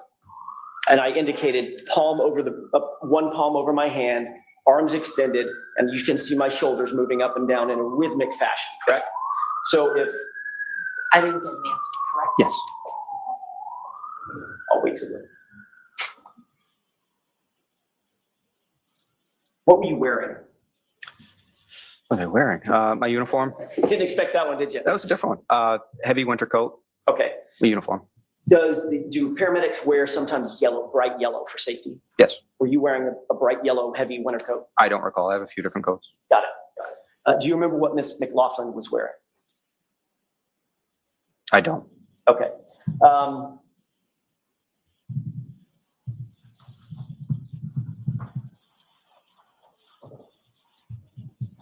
That conversation that you had with Ms. Reed at the scene, that had to have lasted, I'm not guessing it was very long, but it had to have lasted a minute At most, yeah. at most. Once you finished your conversation with Ms. Reed, did you then start attending specifically to the chest compressions and the high-level CPR that we've heard so much about from your colleague? Yes. As you're doing the CPR on the scene, that high-level CPR, high-quality CPR, was Mr. O'Keefe then moved to the scoop, which would then facilitate getting him on a gurney? Correct. That gurney was then moved between a couple of patrol cars, cruisers, and into the ambulance, correct? Correct. Once you were in the ambulance, the first priority is to get this person warm. Is that right? First priority is always going to be CPR. The secondary would be getting them warmed up. Okay. So obviously, when you got into the ambulance, you would shut the doors. Correct. There's a heater on in the ambulance. Yes. You never came back out of that ambulance after you got Mr. O'Keefe into the ambulance, did you? No. Okay. And you were in there with firefighter Nuttall at the time? Nuttall and Kelly. And firefighter McLaughlin was outside the ambulance doing whatever she was doing. Correct. Okay. Initially, and then she came in afterwards to Obviously. assist. Yeah. And did I hear you correctly, when firefighter McLaughlin got in the ambulance, she took over the driving responsibilities? So there's two different compartments. They're not connected. There's a little window between the two areas. So she assisted with interventions in the back. And then after we had established everything we needed to on scene to begin transport, she then got out and then started driving. Got it. Thank you. I'd like to play, but first I'd like to have marked, I think it's already been marked, Exhibit 379. It's a video, a snippet of a video. It's probably 3 minutes long. It's not that long. I'd like to play that portion of the video for you. And when it's done, Firefighter Nuttall, sorry, I'm looking at the wrong notes. Firefighter Flamati, which is not that easy to say. Did a great job. I'm going to ask you to show me exactly where on the video, if you can, that you had this conversation With the laser pointer? with my client. Yes, you can use the laser pointer as you wish. This is just to orient you, if I may, Your Honor. The top, this, let me see if I can do this. There we go. The top is a dash cam from one cruiser. So I'm going to see counsel at sidebar for a second, please. Sidebar said, and what the hell? So Deb's over here like, or Bev's over here like, what's going on here? I need to know where we're headed with this. But I don't understand why. Why is she asking for a sidebar? Why does she ask for all the sidebars? She's a sidebar queen. I mean, because that's a normally, I've never seen a judge ask for so many sidebars, you know?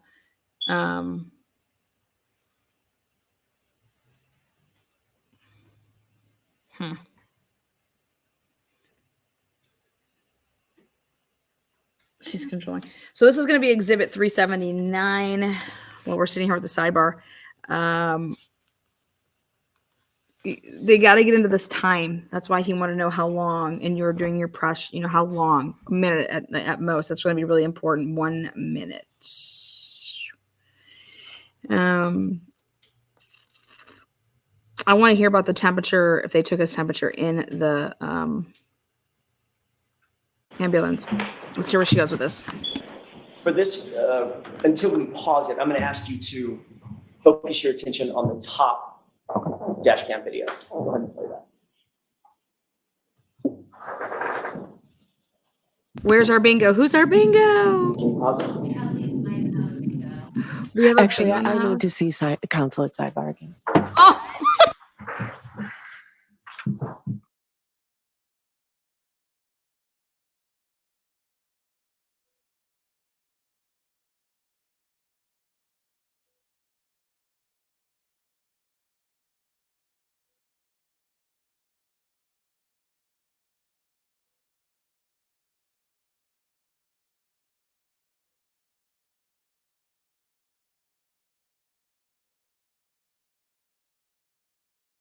There you go.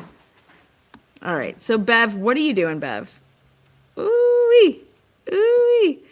Bev needs another sidebar.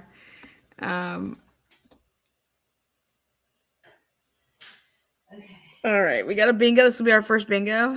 Oh my lord, I want to be a fly on the wall in that sidebar club. Yeah, pour the drinks up, girl.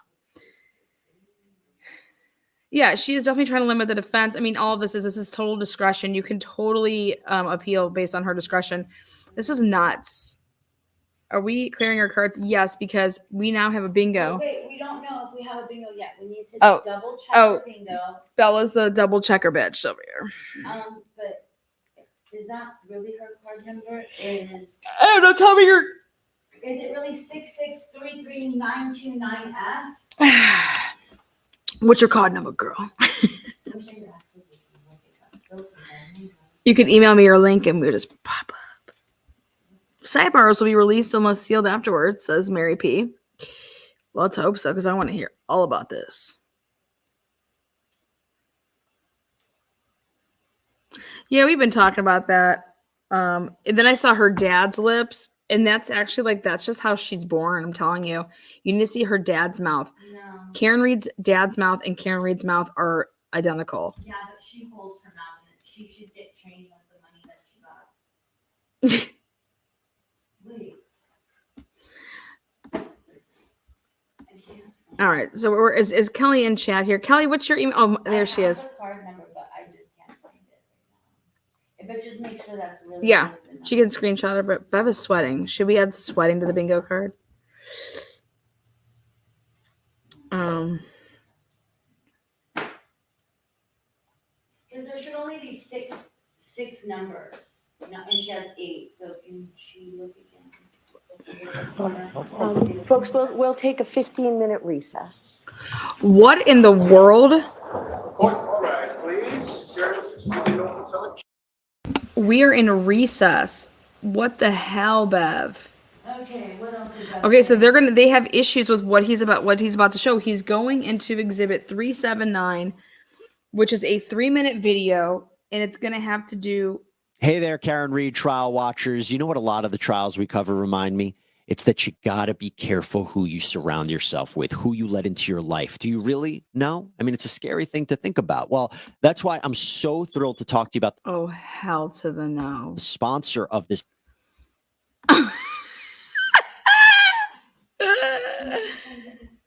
Yeah, she's going to send it to the Mayan Challenge. Go ahead and email me your card there, Kelly. Or you can click the link, and if you want to show me yourself and you want to show your card off as our first ever Bev on Bev bingo winner, Kelly, you will be our first $5 holler winner. Kelly. We have a cleanup aisle 1, 9 o'clock bingo, 10 o'clock bingo. Winner. Kelly needs a chicken dinner. What is wrong with this thing? I need to get a new microphone. What's this thing? Ooh, that's the batteries. Okay. Check. Microphone check. I need the Kelly, did I pin the link? Hold on. Let me pin the link. Don't pin it, because it'll remove that pin, and I have to go back. No, I'm not. I'm going to give you my link. Let's see. There Paste. should only be 6. Your card should have just 6 things in it. Oh, not on top. What's on the bottom? Oh, not on top of somebody. So this, Kelly- like, it'll be right here on your bingo card. You go to the 3 right here, and it'll be the thing with the hashtag. Okay, so go check your bingo card. I'm trying to check my bingo card. Okay. Kelly, we have a winner. She says 3AC329. Okay. No, All right, we got you. Hold on. Tell me again. 3AC329. 329. Okay. In honor of Kelly, I'm going to do a Jameson. You better get me one ready. then. Jamie, baby. While God, my breasts do that.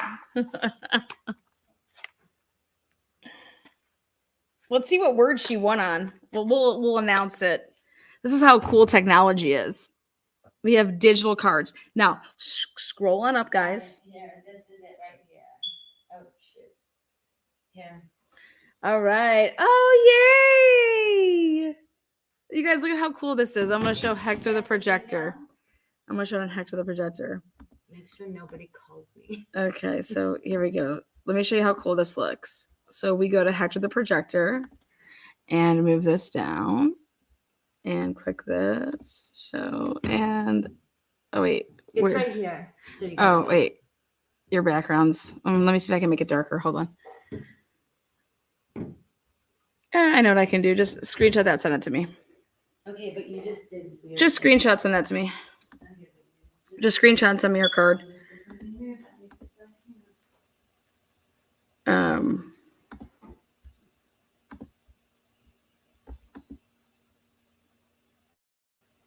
Oh, what day is this?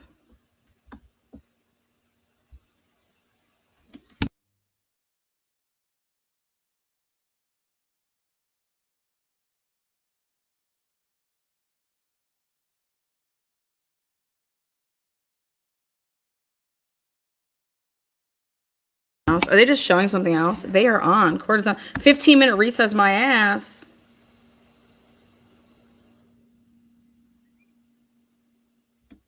What's going on here?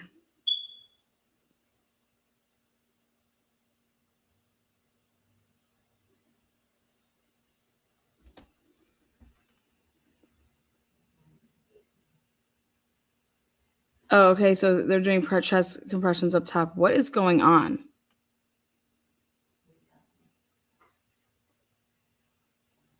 Okay, so I think something happened. Like, I don't know. Something weird just happened. I knew that they weren't. What the heck did they just show? What the hell did they do? Okay, that was weird.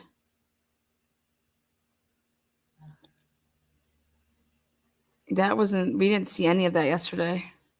I don't think that they're live right That was really weird. Anyways, I don't think we were supposed to see that. Just saying. Long crime. What a bunch of moms. now. What is that? What The is pool that? camera going crazy. Oh my god, what if that was from the pool camera, like instead of their stuff? Wow.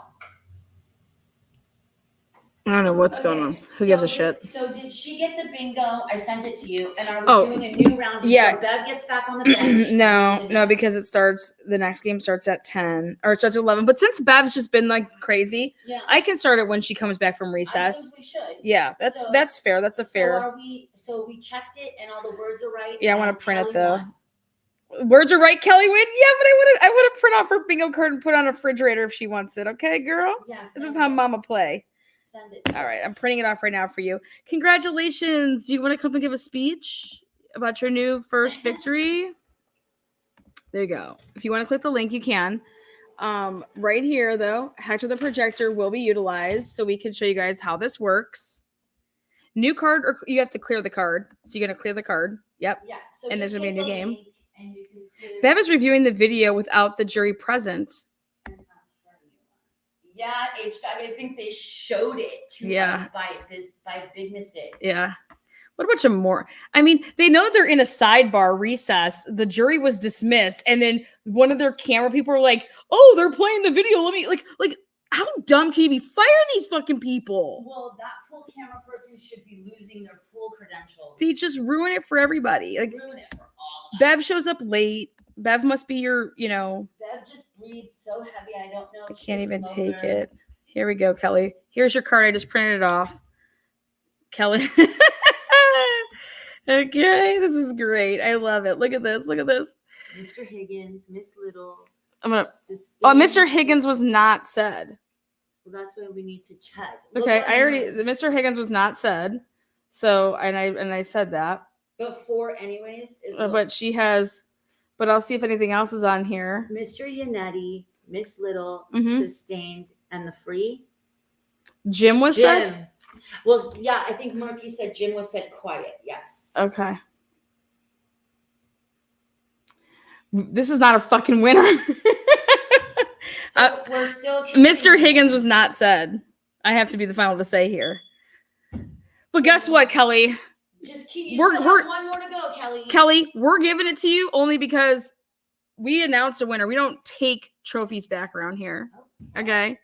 So, but this is how this is going to play out. We're gonna get a whole new. This is how it's going to play out. Kelly, all you have to do is put in your Cash App, and then we Cash App it to you. Okay. But this is what your bingo card looks like. And for what we were doing for this purpose, because Bev was late, you had to have just 4 in a row anywhere. Okay. Bingo, normally you have to have 5. So you're going to clear your card off. You can go get a new one if you'd like, or you can use the same one that you have and just clear your marking spots. Once you hit that link, you guys, it's a digital, and then you could use your hand to hit it. Okay. This is what it looks like. You want to share? Yeah. This is what your card will look like when you hit that link. You'll have your own personal, so you play from your phone. Once you get, oh yay! She hit the link. I love it. Hey, Katie. Hey, Hey, girl. You are the first Bev on Bev bingo winner. How does it feel? so cool. Thank you. Yes. Do you have Cash App or anything like that? Because that's how we're passing it out. No, I can get that. Do you have PayPal? If you have Cash App, PayPal, any of those app things, I just don't have Venmo. I'm a Cash App or PayPaler. Okay, no, I don't have either one, but I can get them. Oh, then that's all you got to do. And then once you get it, you can either put it in chat if you want people to know your Cash App, or you can just email it, and then we just send it right over, and it'll say Bev on Bev bingo winner number 1. Oh, cool. Okay. Where are you from, Bev? I mean, where are you from, Bev? Where are you from, Bev? Where are you from, girl? I'm from Kansas. You're from Kansas? Yep. Ah, the first winner from Kansas. All right, all right. So have you been following the Karen Reed case the whole time, or? No, this is the first time I've watched it. I've heard you talk about it, but I haven't actually watched anything. Aw, there you go. Well, hey, there's a first time for everything. And what are you thinking about is today the first day, or just the trial in general? The trial in general. I've heard you talk about it, but I have not watched the trial until today. Okay, cool. What do you think about it? I think she's set up. Yeah, so do I. I think she's set up. Yeah. Absolutely. I mean, so you're looking at this evidence. How do you feel about the reporting by the police and their log reports? I haven't seen very much of that. I just started watching it just today. Okay, cool. Well, you're our first winner, Kelly, and we just want to say thank you so much for being here and choosing Truth and Transparency to watch the trial with. We do appreciate that.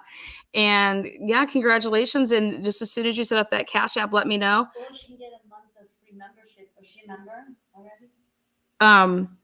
I don't know how to do that. Okay, Mike said it. Mike wrote me. Yeah, I don't know how to do that. Okay, but yeah.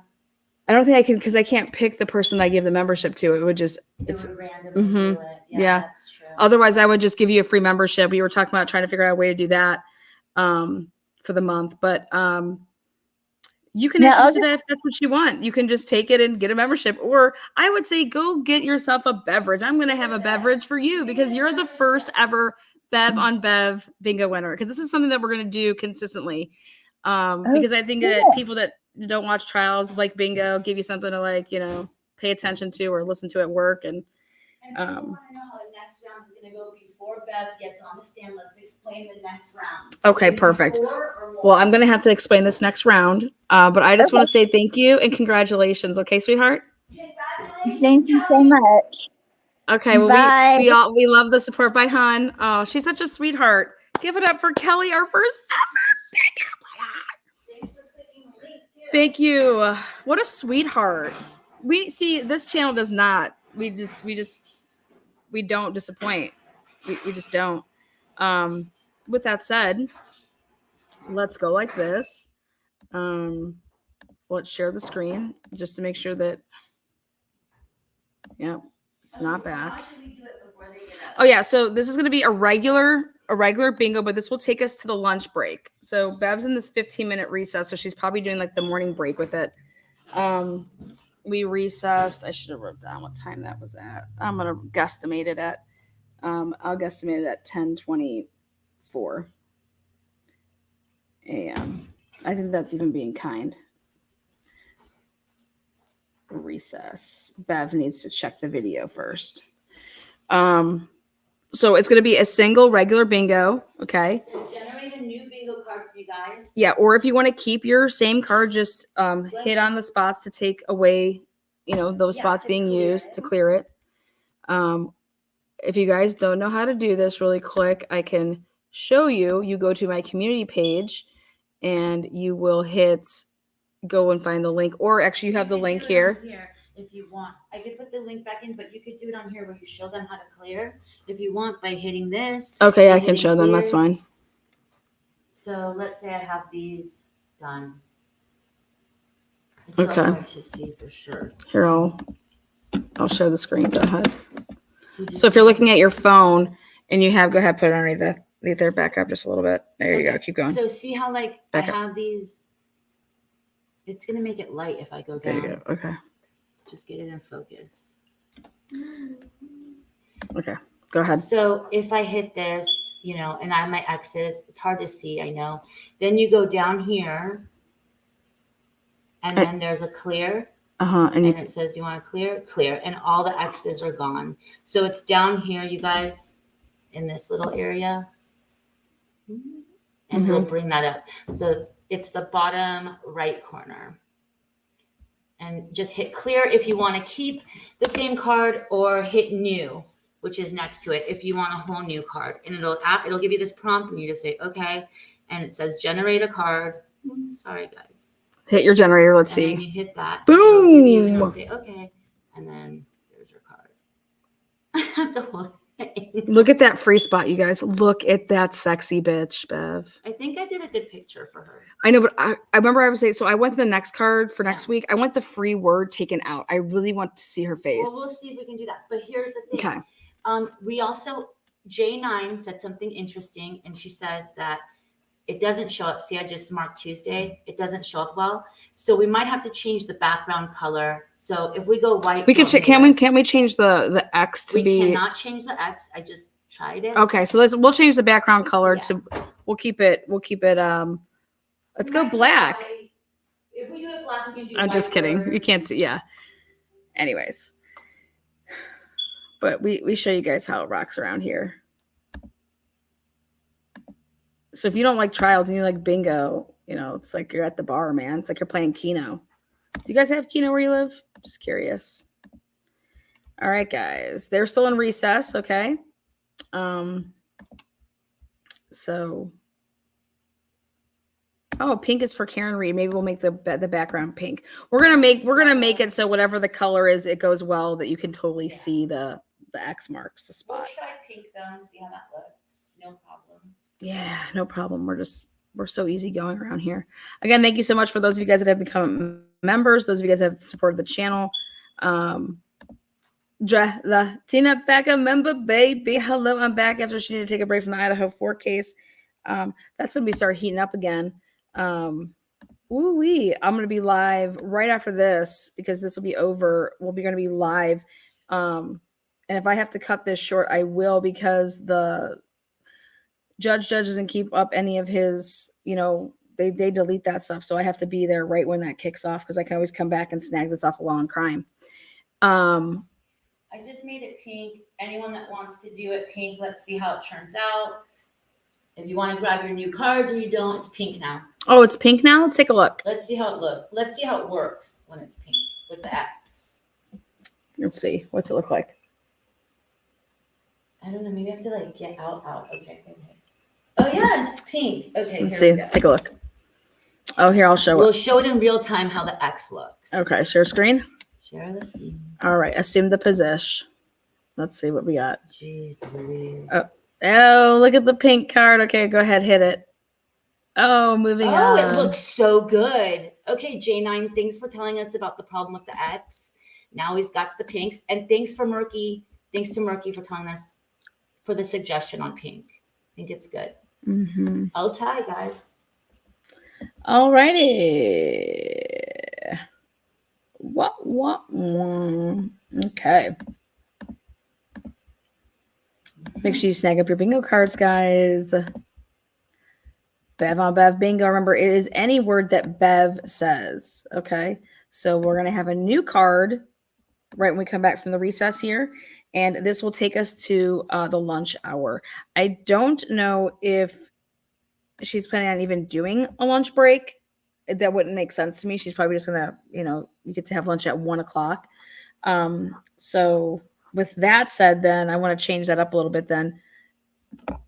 We'll be doing it this game will go until the 12:00 hour, and then 12 to 1 will be the first person that gets 5. It could be anywhere on the card. It'll be a lucky high 5. So that will be the noon game, a lucky high 5. And those spots can be anywhere on the card. It's the first person to hit 5 spots anywhere on the card. And it's called a high 5 from Bev. So this is just a regular bingo here from whatever time we start until noon. And then at noon, at 1 it will change, or at noon it will change from the high 5 game. Okay, great. Did you get that memo? Perfect. This is going to pick up this cross-examination is going to get really, really good because as you just saw, we saw a sneak peek of the video. And everybody that's been asking about these body cams, there is no body cams. We have dash cams. And these dash cams, what did it catch? And here I physically saw that dude, pumping, doing the CPR.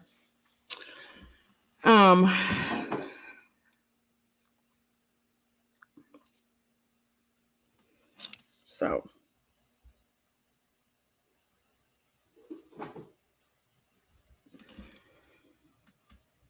Love the pink. Love the pink. Yeah. Bev's going to keep our pink. We're going to be in the buffer. No buffer zone with our pink. There's a buffer zone? Where's Miss Kelly? Put your car. Go park the car in the Harvard Yard. Where's Boston? Thank you, Tina Richards. Super sticker. Woo, woo. Thank you. Yes. Amazing. We're going to put our pink cards in the buffer. Don't end up in the buffer zone, guys. The buffer zone. It's a very mild accent. I love, Boston accents. Love people from Boston. Amazing. Okay. I think Mike Joplin also said pink, so we got to give her props too. You guys are amazing. Thanks. You guys are just tag team in the pink.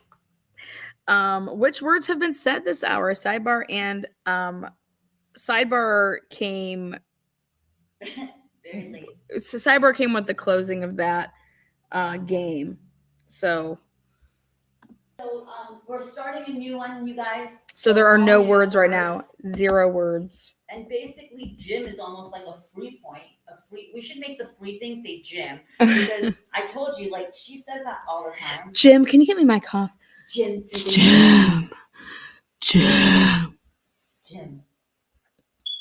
And I really don't like that you say it's sexy because I just find it that she just breathes a lot. It's like a smoker going up a hill. Maybe it's the mic because that one guy that testified, John's brother was heavy breathing and heavy petting into the mic. I mean, just heavy breathing. Jim, dear.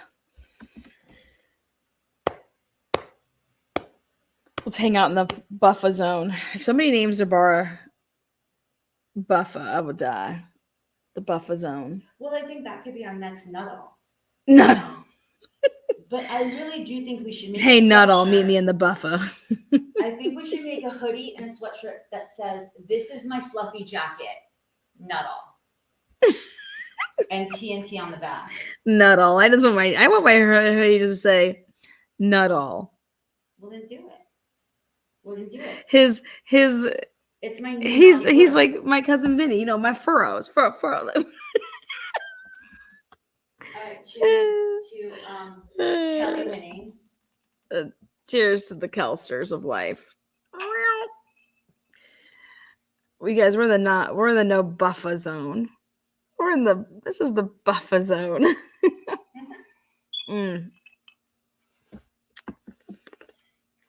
Phil Biggs, do you know that, Watertown in Massachusetts has the best water?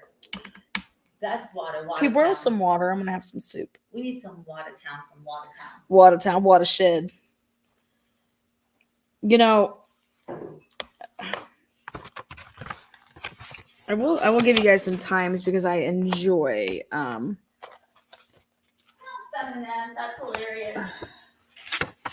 Buffa, I don't even know her. 6:20, 6:25, 6:30, 6:35, 6:40, 6:45. Those are times that they were working on JO in the ambulance. 6:32 K is it EKG. They transported him. They said they left at 6:27. That's going to be interesting to me to see that. That they arrived there at the hospital at 6:45. What I was pointing out last night and have been pointing out since I got the data, I said, oh, hell no. I said, who has John O'Keefe's phone? Because it's walking all over and he's laying on the ground. He's on the stretcher. Then he's in the, ambulance. He can't be going up flights of stairs when he's in an ambulance. Shit like that. And notice how this guy, again, during direct, didn't say that he saw a cell phone on the floor, like on the ground, in the snow, underneath the guy's body. So it's going to get really interesting because they're going to narrow down and pin down these timestamps because it's going to come into play when they talk to the data people, to doing like a timeline. Lana, do you think maybe Karen grabbed his phone when she got there? Karen was running around like crazy. No, absolutely not. I don't.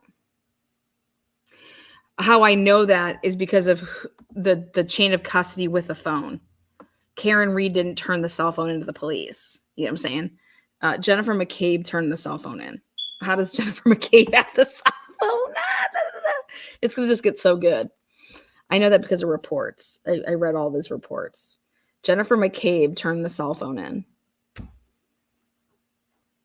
So, good morning, Heather, dear. I was wondering where the fuck you been. I was like, I'm over here in Boston. Well, not really, but I'm pretending I'm in Boston because of this trial. But guess who's there? Vinnie Politan, okay? Is that his last name? Yes. Yeah. I wonder if people do you think, is he single? I'm just curious. I think that's none of your business. I'm kidding. Is he single? The reason I ask is, does he have any kids? He did a reenactment or had some people on it. And I watched the whole segment yesterday. And I'm just like, why didn't you go and get someone like a Scott Roeder? The guy that you got to do your reenactment of John O'Keefe getting hit was absolutely pathetic. Well, just wait for the defense because guess who they've hired as their experts?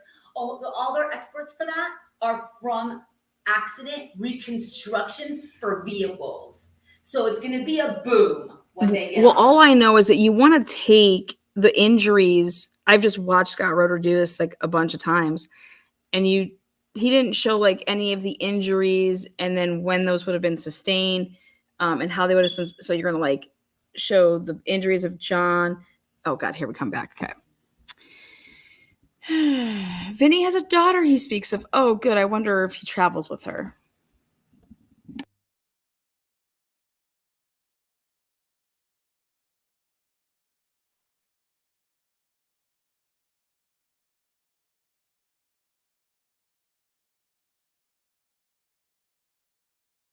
Okay, so that's John's brother that you guys just saw. That's John's mom. And then not in attendance for the first time, normally that's sitting next to his mom, is his dad. I love how he just shows up in his casual gear. Like, no disrespect at all. Like, that's what he should wear. Like, I'm cool with that.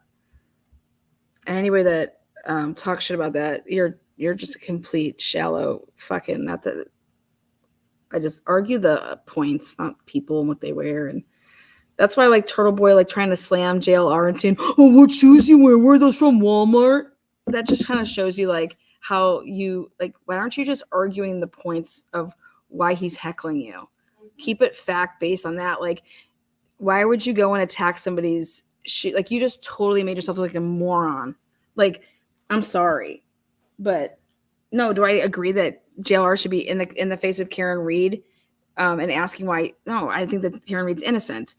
But he has JLR is doing First Amendment. It's doing nothing different than Turtle Boy is doing to all these other people. You know what I mean? Have some class.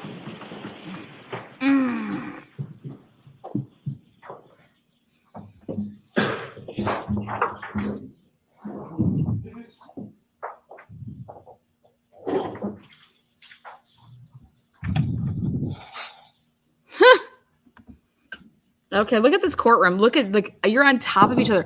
But look at they get to have their laptops out taking notes. Like, What a difference from Delphi. Sure. Right? yeah, like I wish Delphi could be like this. Well, it's all right. I took good notes, but Yeah, my hand was killing me after Delphi. but guess what? Okay. Right now this week, another hearing. Yeah, we're probably gonna go. Thank you, Your Honor. Firefighter Flamati, I want to draw your attention to the top video, and I may pause it and ask you a couple of questions. This way.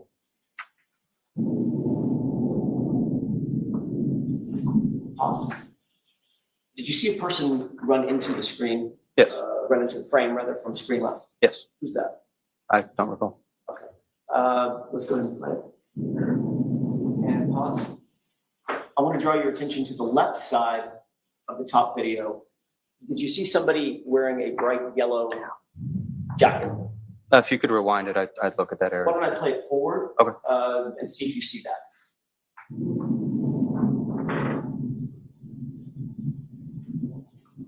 Yes. Pause. And do you recognize that person? I see a yellow jacket. I can't tell you who it is. Okay. Based on your memory, have you seen this before, by the way? No. Okay. Based on your memory, is that the approximate position that Mr. O'Keefe was in when you or your colleagues made contact? Approximately, I'd say a little bit more to the left. That would be, I guess. Okay. Go ahead and play it.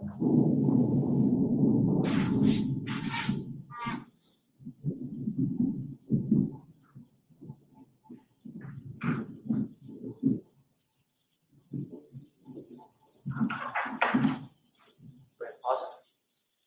You see the person enter from screen left into the frame. It looks like a different person, yes. That person right there. Looks like a long-haired female? Yeah. Does that appear to be my client? From this angle, I couldn't tell you. Okay. Go ahead and play it. Pause. You see a person wearing yellow right there on the left side of the screen. If you're telling me that's a person, sure, yes. No, he's not telling you. So ask the question. If you don't see it, you don't see it. If you do, you do. I can't tell what that shape is. Okay. Can you take a look, keep your eyes focused on that and tell me if you see that figure doing anything? Go ahead. Pause it. Okay. Do you recognize that figure now? I can't recognize the figure, but it looks like an up and down rhythmic motion. Okay. That would indicate CPR. Would that be you? I couldn't tell you. Is the time accurate? There's 6:13. I'm just asking you what you recognize on the video. I couldn't tell you if that was myself or not. Was there somebody else doing CPR? Multiple people rotate through CPR, so yes. Who's responsible for doing the chest compressions? Whoever's closest to that area, we're all trained for that skill. Okay, I'm asking in this particular case. Yes. I know everybody's trained. Mhm. Didn't you testify earlier that you were the one doing the chest compressions? I said I was one of them. Yes. Okay. Does that appear to be you doing the chest compressions? It could be, I'm not sure. Okay, let's go and play.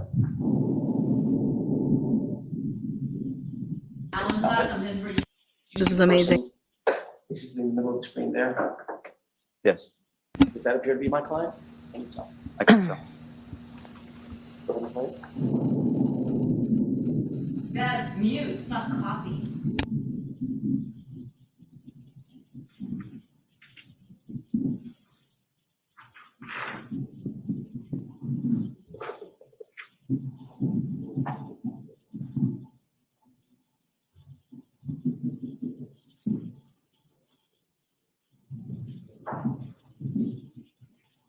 Pause it. You see individuals entering from screen right. Yes. Who does that appear to be in the yellow jacket? That build would have been probably, it could have been Firefighter Kelly or it could have been McLaughlin. Okay, and who's the person trailing the gurney? Right. I can't tell. Okay, let's go ahead and play.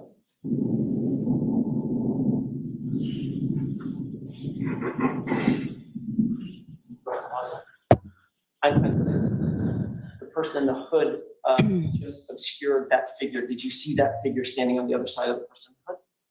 No.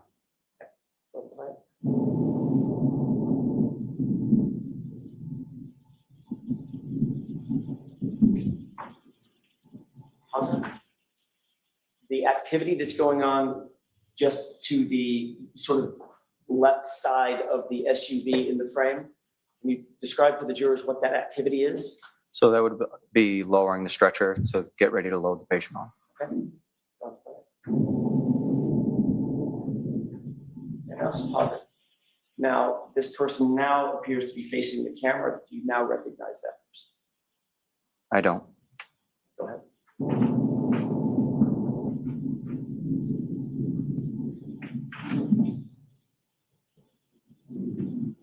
Awesome. Can you focus your attention on that individual in the yellow jacket? Yes.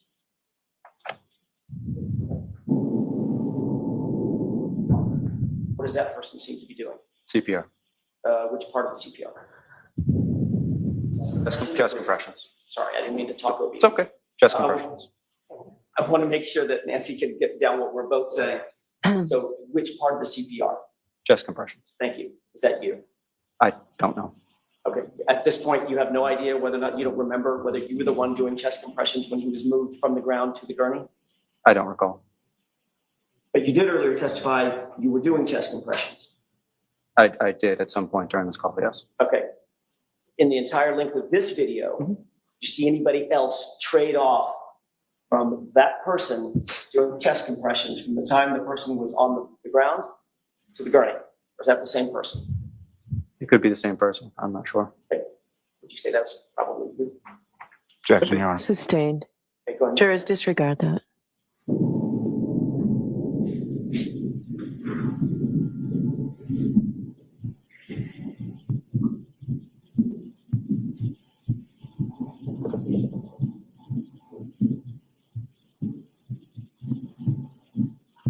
Pause it. I want to direct your attention to this person. There appears to be a firefighter in the middle.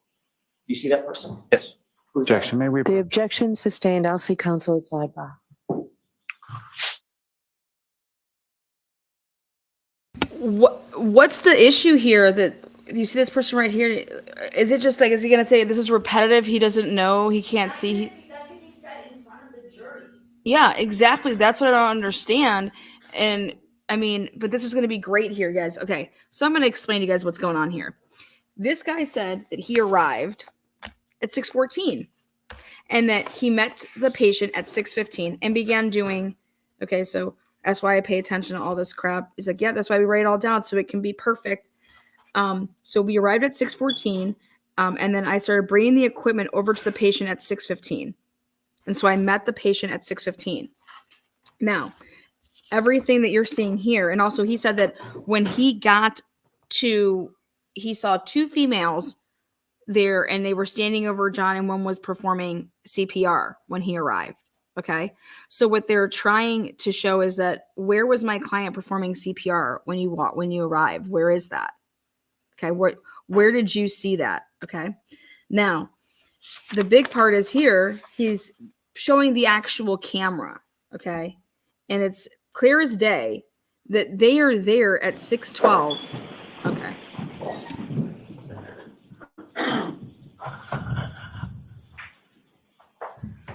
May I, Your Honor? Yes. Take a look at the person or the yellow in the middle of the screen. Do you recognize that? As a fire jacket, and build, I would guess it was either Firefighter Kelly or. So we don't want you to guess. My best estimation would be Firefighter McLaughlin. Firefighter McLaughlin? Yes. Okay, let's go to the phone.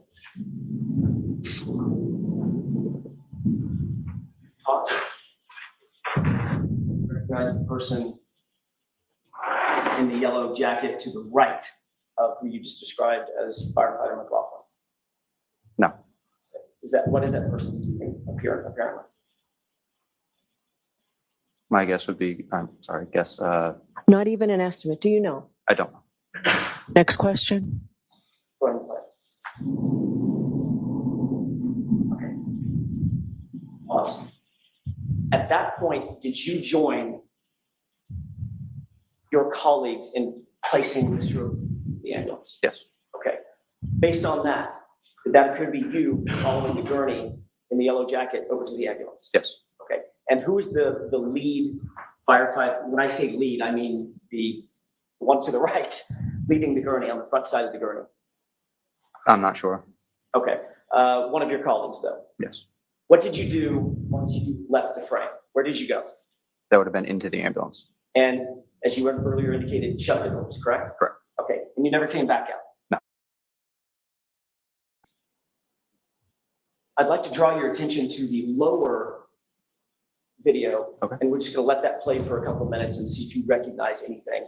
I'll ask you to pause it in just a second.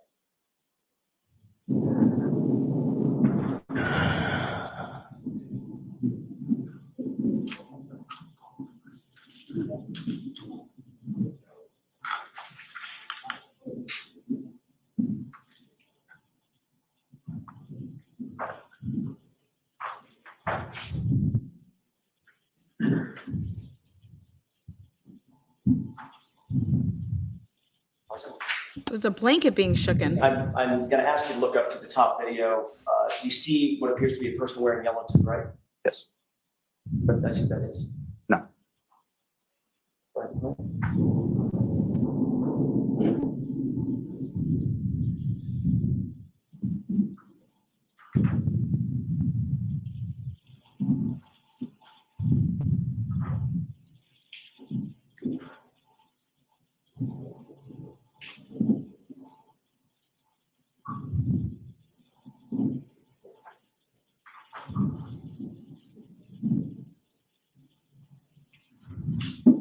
Awesome.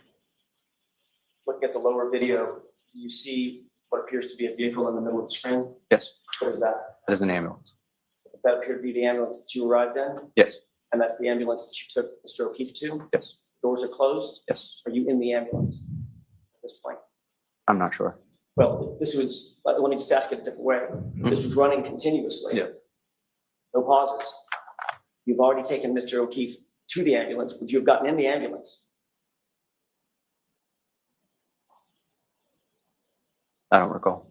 Well, I mean, you're not standing outside the ambulance. So if you know the answer. I don't know. Next question. Refer to your No notes, idea whether you're in motherfucker. the ambulance or not at this point. At this point, no. Okay. Would you have gone anyplace else when you left the frame? Could have been to gather equipment, but for certain, I don't know. Where would Mr. O'Keefe have been? Been in the ambulance? Again, don't know for certain. Could have been or was in the ambulance? At this time, I don't know. Okay. Let's go to the phone.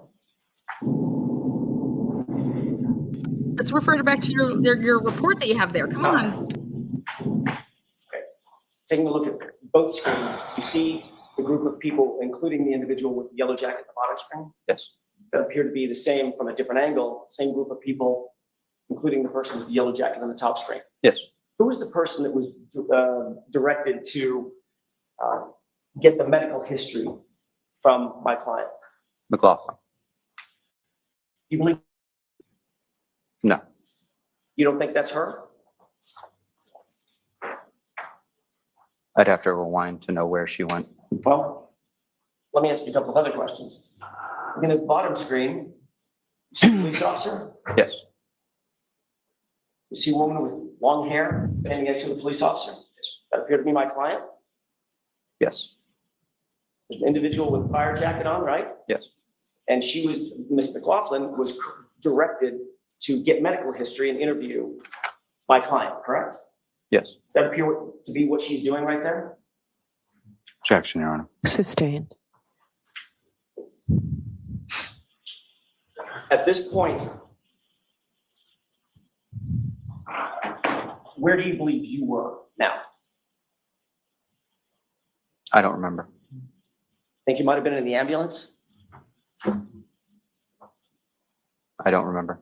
You testified earlier, and this has been a continuously running video on the top, testified earlier that when you left the screen with that gurney, you got in the ambulance, correct? We headed that way, yes. So Firefighter Flamati, it's not a trick question. Where did you go when you left the screen? It would have been to either gather equipment or to put the patient in the ambulance. Okay, when did what equipment did you need to gather? It would have been anything that was left by the patient's side, whether it was a first-in bag, airway bag, any other equipment, basically. You were doing chest compressions. I didn't state that. You didn't say that? I said I did chest compressions at some point. I didn't say I did them continuously throughout the call. So you just put John O'Keefe in the back of the ambulance and went to look for some equipment? Not what I said. So chest compressions were done continually throughout, whether they were done by me or by another provider. I can't tell you specifically. So when you left the screen and John O'Keefe is on the gurney, you're engaged in vital, life-saving, a vital life-saving endeavor, correct? Yes, That had to have been your focus, correct? that was at the time. Yes. And you wanted to get him out of the cold, the weather, Yes. because it was inclement, it was freezing out, correct? Yes. So you wanted to put him in the ambulance, right? And you wanted to continue CPR because in your words, you testified on direct examination, you believed that there might be some viability left. Yes. So CPR and life-saving measures were absolutely vital at that point. Yes. You didn't go find equipment, you got in the ambulance, didn't you? Yes. So at this point, you're in the ambulance, correct? At this point, I don't know. You indicated you never got back out of the ambulance after you got in, correct? I don't believe so, no.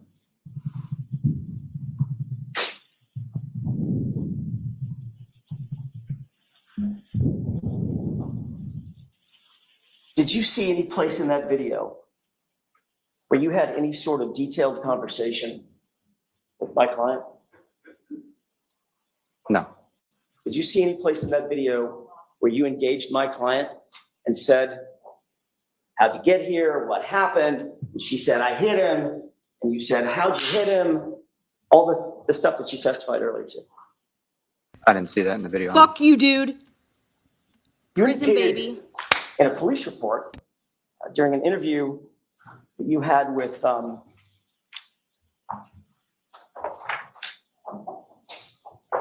Yuri Butnik on February 8th.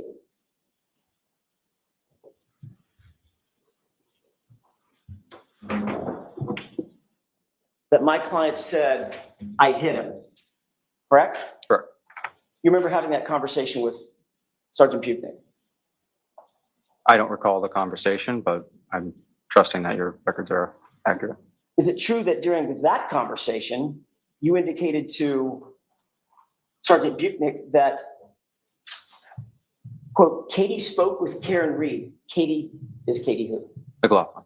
Katie spoke with Karen Reed, collecting medical history for the victim, and was also told by Karen that the last time she saw the victim was at 1 a.m.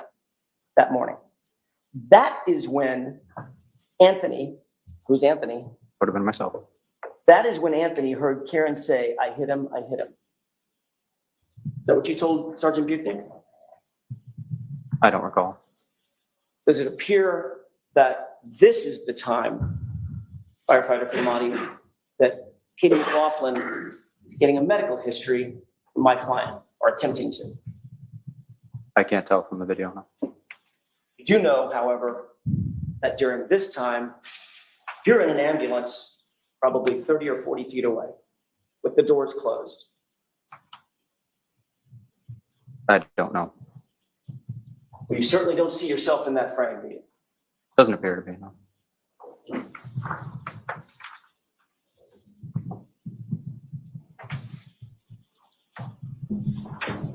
Good. If we're done with the videos, can we take it down, please? Of course. Yes, I think we are finished. Thank you, Your Honor. You were the lead firefighter on that team that night, correct? Lead paramedic. Lead paramedic, thank you. You understood, obviously, the gravity of hearing a statement like, I hit him, some sort of an explanation about what may have happened to the victim, correct? Correct. That statement could potentially have direct relationship to, or a direct relational impact on how life-saving measures are done by the medical personnel that you turn the victim over to. Correct. You testified at the grand jury that you wanted, once you got to the hospital, you wanted to be as quote unquote helpful as possible. when you handed over the patient, correct? Correct. You said you actually stayed at Good Samaritan for an additional 10 to 20 minutes, which is your habit in cases like this, because you wanted to be quote unquote an asset to the medical intervention team, correct? Use his words against him That when team he's doing includes it. doctors and nurses that were trying to provide life-saving services to Mr. O'Keefe. Correct. But you never relayed to a single doctor or a single nurse a single word about a woman who said, I hit him, did you?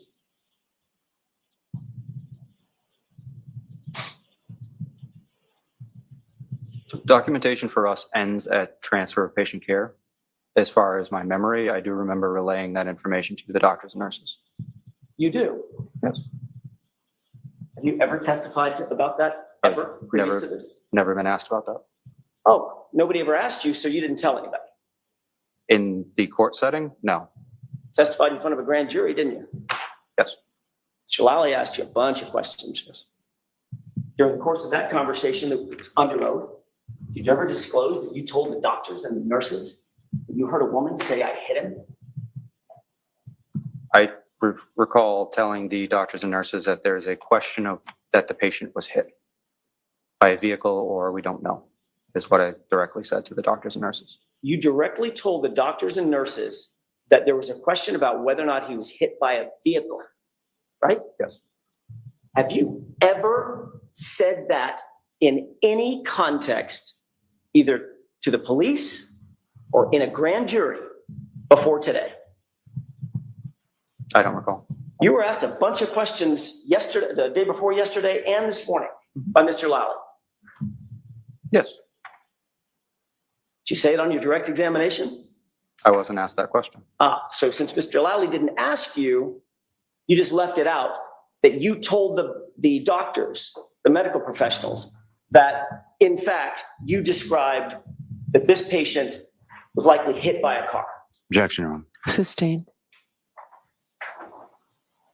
You wrote a report as well, correct? Yes. We talked a little bit about that report. There's an area in the report for a narrative Yes. about your observations, your experiences with this patient, correct? Correct. Your job as a lead paramedic is to be as detailed as possible, correct? Correct. You want to provide and impart the most detail you possibly can about an incident to assist in medical intervention, correct? Correct. Take a look at page 3 of 5 of your report. Yes, You see that narrative area? I do. Can you point to that portion of your report where you indicate that my client said the words, I hit him? It doesn't say that. Can you point to your report, the portion of your report where you indicate that you told the doctors and nurses that she said, I hit him? Doesn't say that. Can you point to that portion of your report where you indicate that your concern for the patient was that he had been hit by a car? Doesn't say that.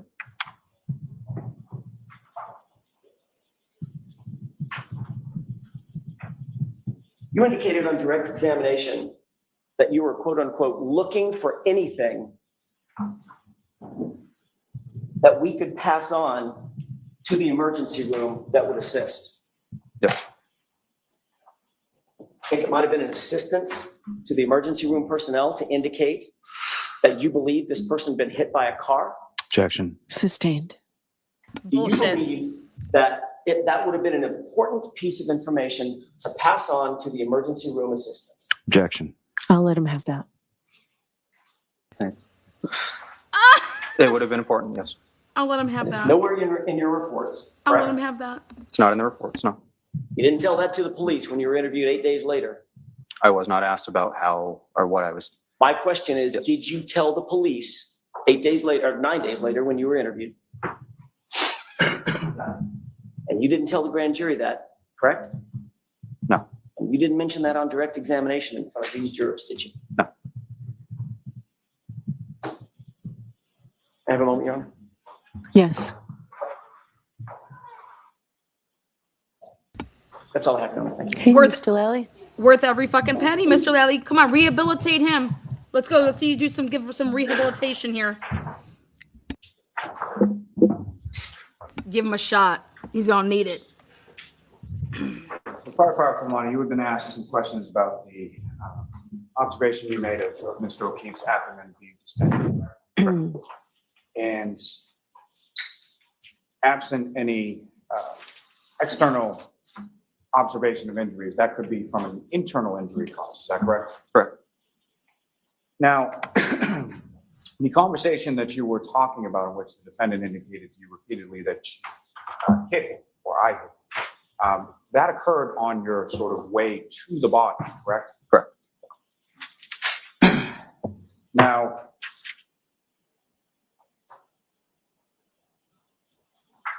turning back to sort of when you're coming to the scene and arriving at the scene, you've got a call or dispatch in regard to an unresponsive male in the snow, correct? Correct. So you know that going, correct? Correct. And where you sort of bring the ambulance to a stop, there are other vehicles already in that area where Mr. O'Keefe is, correct? Correct. And it's from that vantage point that you're able to then see Mr. O'Keefe's body off the side of the road about 10 feet or so into the lawn. Correct.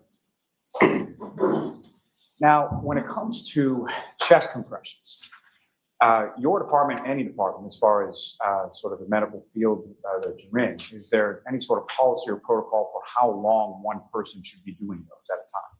So recommendation is always 2 minutes, but it's usually based on the fatigue of the provider.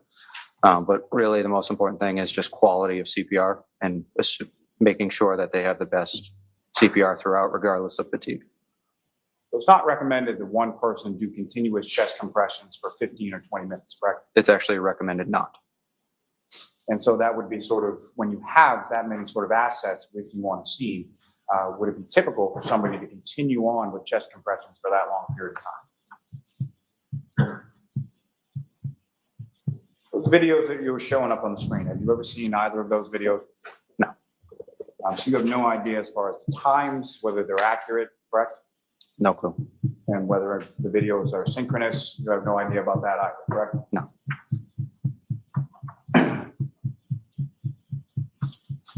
The conversation in which you heard the defendant say, "I hit him," and the conversation that Firefighter McLaughlin had in which the defendant told her, "I hit him," those are two separate conversations, correct? Correct.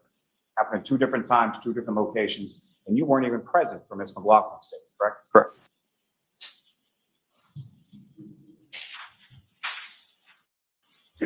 And you did, when you were interviewed by the trooper and when you testified before the grand jury, you indicated in both instances that the defendant said to you, "I hit him," repeatedly, correct? Correct. Now, when you were asked questions about what you relayed to the hospital staff, that what you're testifying to, that's your memory of what you told the hospital, correct? Correct. And you indicated in that you had said something to the effect of, there's a question about whether or not Mr. O'Keefe had been hit by a car, correct? Correct. And so from your conversations with the defendants and the sort of expounding questions that you had asked for clarification, why was it that you related motor vehicles sort of specifically as a question to the hospital staff? So it was due to the proximity of the patient to the roadway and the vagueness of the statement. So proximity to the roadway and the fact that she stated, "I hit him," the red flag of him being underdressed and not, people don't just lie down in the snow in a blizzard. So how he got there, we're not sure. So we're trying to figure out what happened, but due to the proximity of the roadway, that was our first inclination. I have nothing further. All right, May I, Your Honor? a couple of questions. A couple. He's allowed to redirect. What?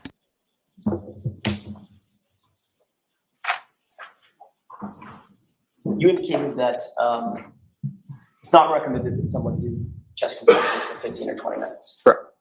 You saw the video. It was on screen. That video was about 3 minutes. Yes. Did it appear that the same person that was doing chest compressions at the beginning of the video continued doing chest compressions all the way through? I don't know. We just watched the video. I can't tell you for certain which personnel. We all have yellow coats, so I can't tell you if somebody swapped. I don't know. Did it appear to you in watching that video that the person that started on the the chest compressions on the left side of the screen continued all the way through, up to the scoop, up to the gurney, and off screen doing chest compressions. Objection. Sustained.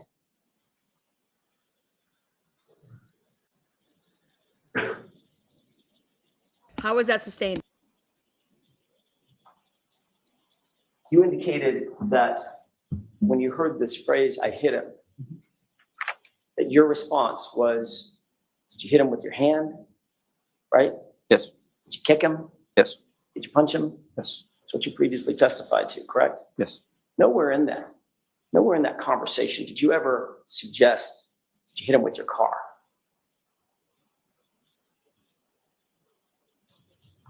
I don't recall if I asked her specifically about that. So now you don't recall about that either. Objection, Your Honor. Sustained. That's And for the argumentative. first time in any forum, you're telling this jury that you then thought, based on that conversation that was attendant to the video that we just watched, you believed that Mr. O'Keefe had been hit by a car and that she said she did it. I did not say that. So what, am I allowed to respond? Yes.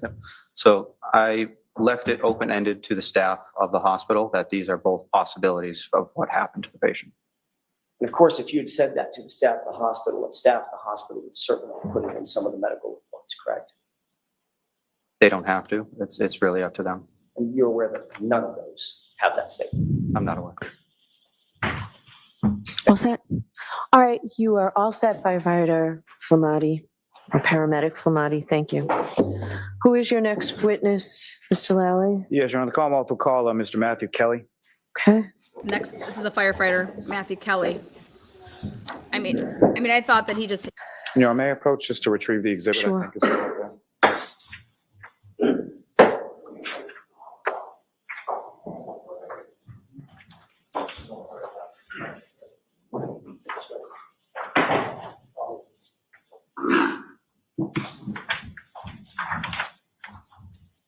Step up there, just watch your step forward. You solemnly swear the evidence given to the court and jury in the case now hearing should the truth, the whole truth, and nothing but the truth, so help you God. I do. Morning. So you consider stand however you're comfortable. Just bring. Perfect. Thank you. All right, Mr. Lally, whenever you're ready. Thank you.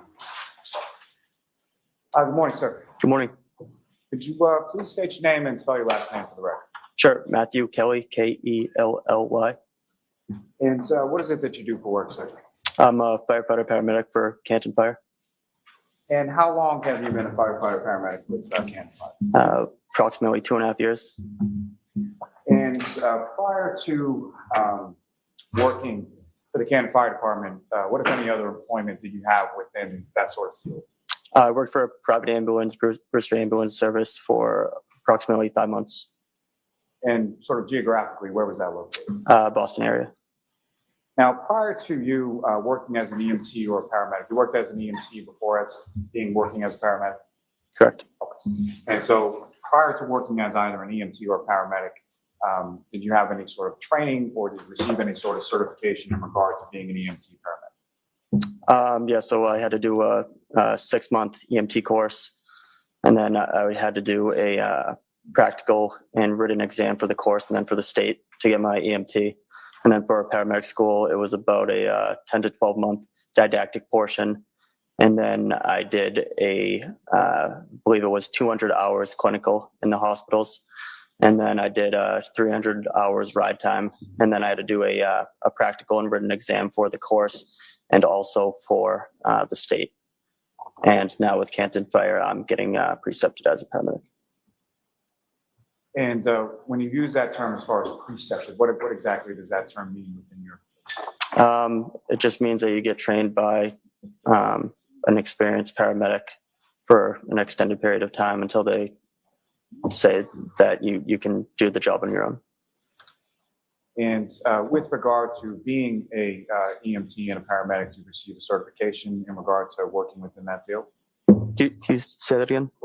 With regard to being an EMT and a paramedic, to receive some sort of certification, either from the state or some other body in regard to working in that field. Yes, You have certification in regard to both? yes, And is that certification up to date? yes, it is. Sir, if I could turn your attention to January 28th, the evening of that into January 29th, 2022. Were you working with the Canton Fire Department that day? Yes, I was. Recall what kind of shift you were working on that day? 24-hour shift on the ambulance. And which station house were you assigned to on that day? Station 1, And that's located where within the town of Canton? 99 Revere Street.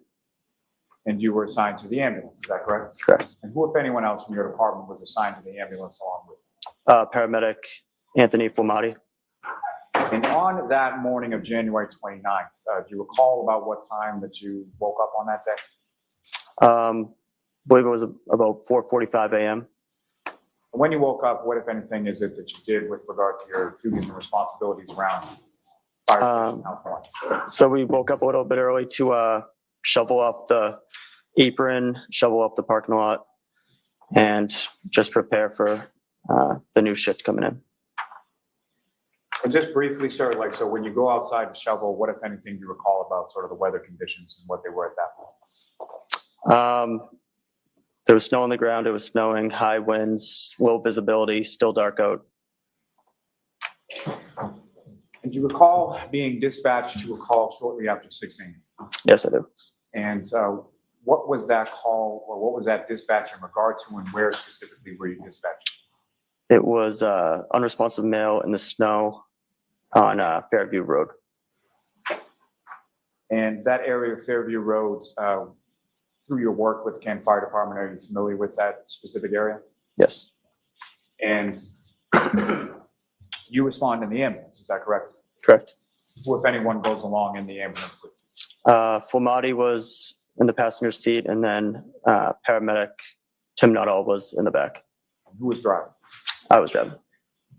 And in addition to the ambulance, ambulance 1 that you were in, what, if any, other sort of vehicles or apparatus responded from your station to Fairview Road? We also had an engine and our shift commander SUV. If you recall, who was the shift commander in the SUV? Shift commander was Captain Wendell Robery at the time.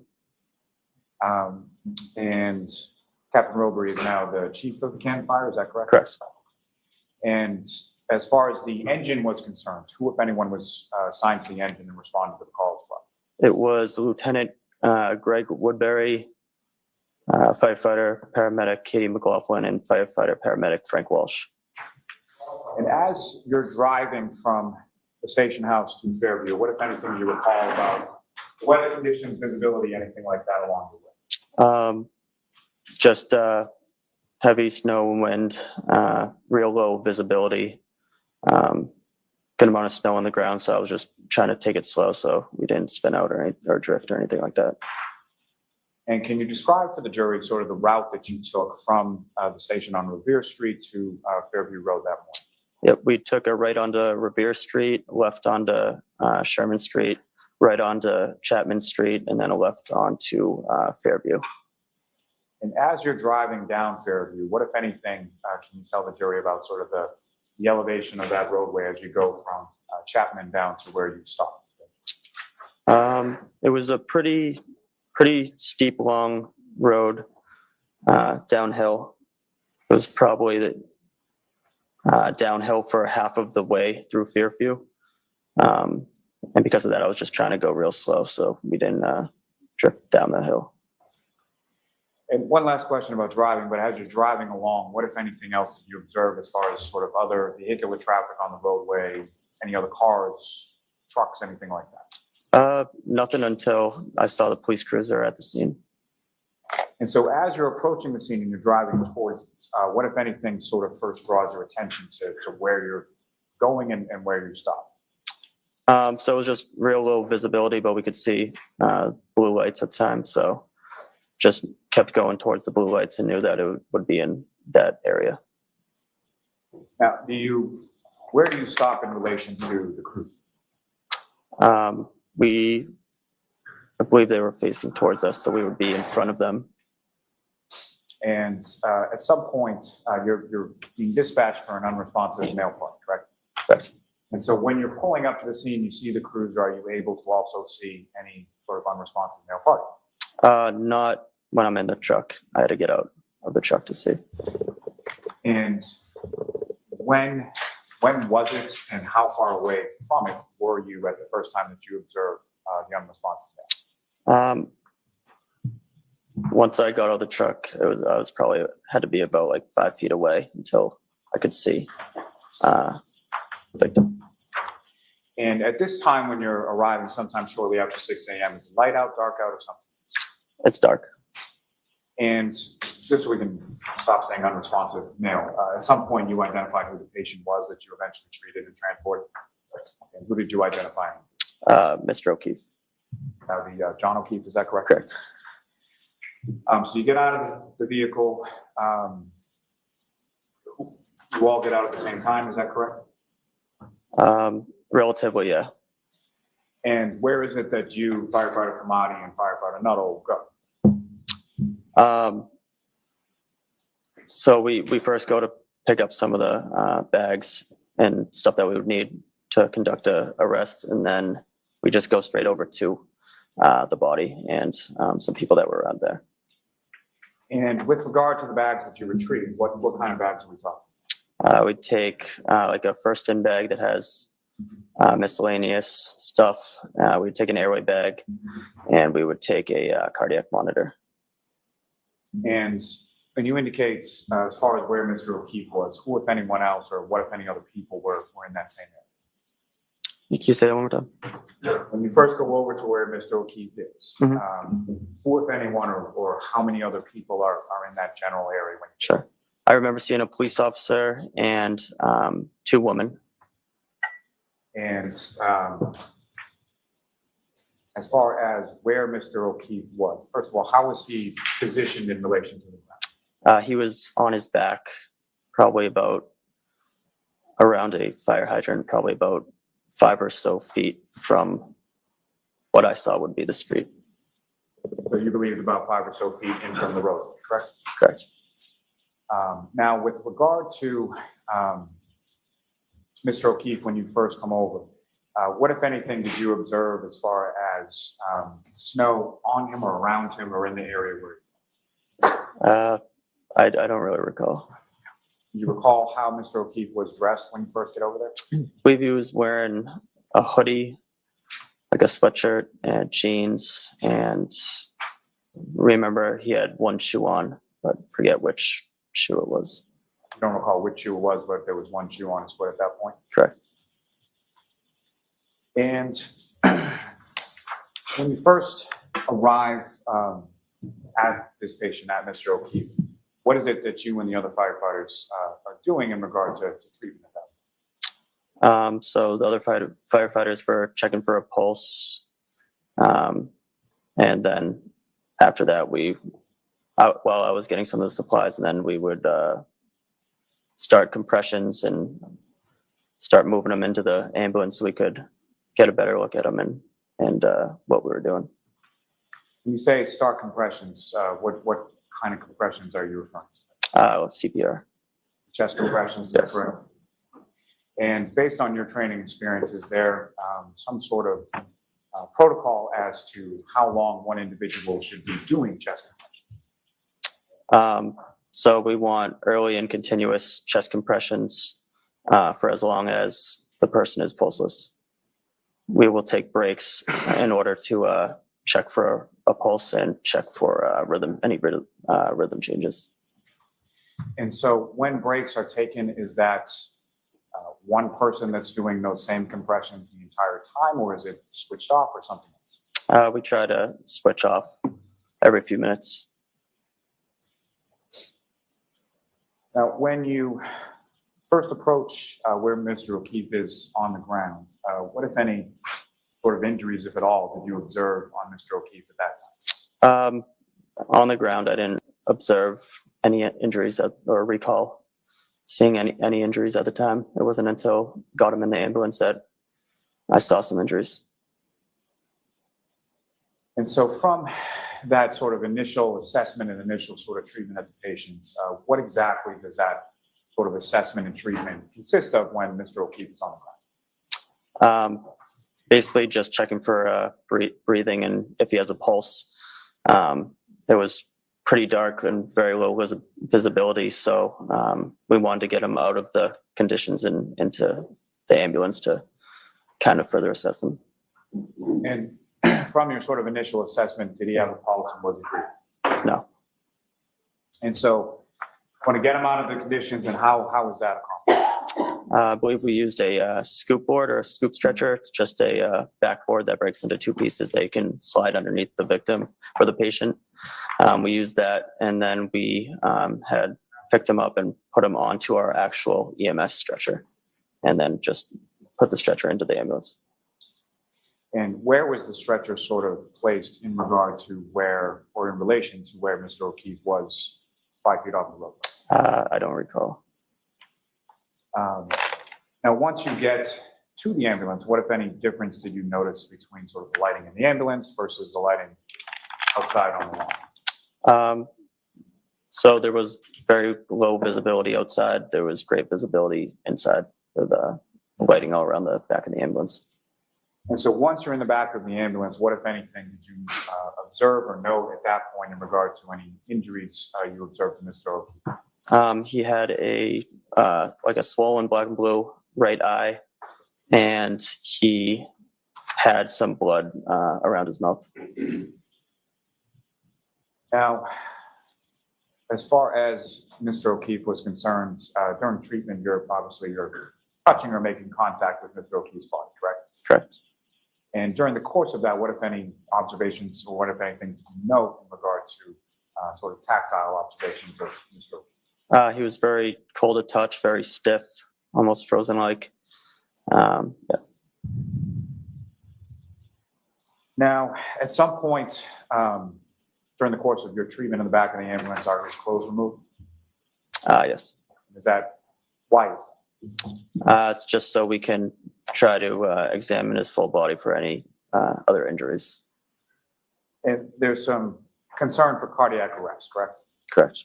Can you explain, are you familiar with that term? Yes. Can you explain to the jury what your understanding based on your training experience is as what is cardiac arrest? Sure. It would be when a person has a lethal cardiac rhythm where they no longer have a pulse. Now, once the clothes, as far as being removed, how are they physically, sort of, how are they removed? I believe they were probably cut off with trauma shears. And once the clothes are removed with trauma shears, what, if any, additional observations did you make of injuries to Mr. O'Keefe's body? There was some lacerations on his right upper extremity.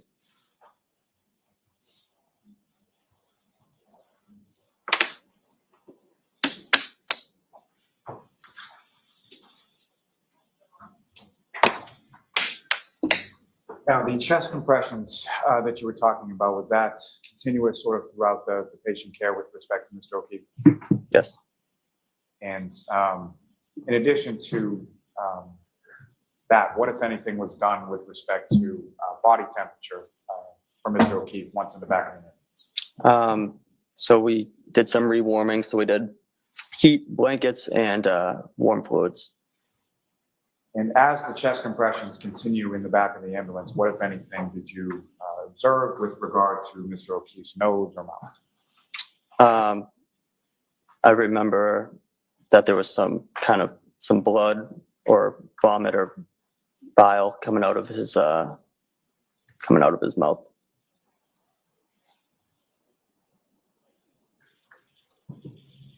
Now, turning your attention to back outside of the ambulance, taking you back there for a moment. You indicated in your testimony that when you arrived there, you observed two females in the area where Mr. O'Keefe was. Is that correct? Correct. Can you describe anything as far as what they look like or anything about those two females that you saw? I just remember they were white, looked to be between 35 and 45 years old, I would say, and average build and height. what, if any, sort of distinguishing characteristic did you observe between one or the other? I remember one had some red stuff around her mouth. I was thinking it could be blood.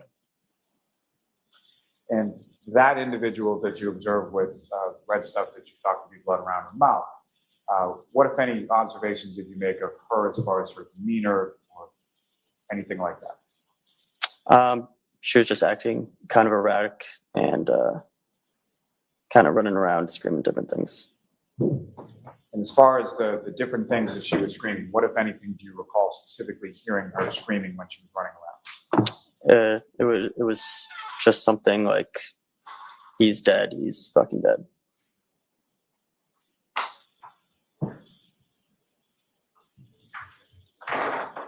Was that something that she said once or more than once or something? At least twice.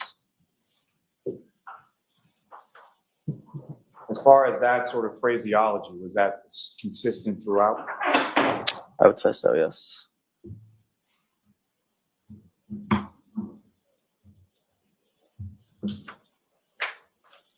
Now, when you enter the ambulance, does the patient care continue, obviously, with Mr. O'Keefe?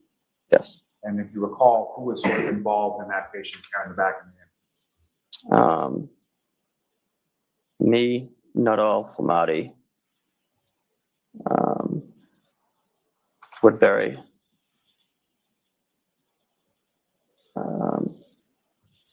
Walsh, and McLaughlin came in a little bit later. I'm not sure if she did any patient care or not. The majority of the people from your department that responded to the scene at one point or another were involved in patient care with regard to Mr. O'Keefe. Correct. Now, you drove the ambulance to Fairview, is that correct? Correct. And so for the transport from Fairview, what hospital did you go to? Good Samaritan. So for the transport from Fairview to Good Samaritan, who drove the ambulance then? McLaughlin. And so Firefighter McLaughlin's driving, where are you located within the ambulance? I was in the back with Nuttall and Flamati. Do you recall sort of specifically what, if anything, you were doing with regard to patient care during the transport phase? So I was just helping them transport phase. I was doing compressions before, but we had switched them over to a automatic compression device. So I was just involved in helping ventilate and suction.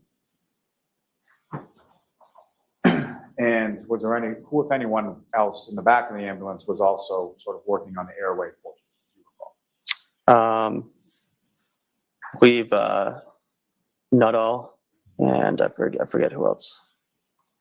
Now, during the course of transport from the scene when you arrived to Good Samaritan, what, if any, change did you note in reference to Mr. O'Keefe as far as heart activity, respiratory, anything of like? No changes.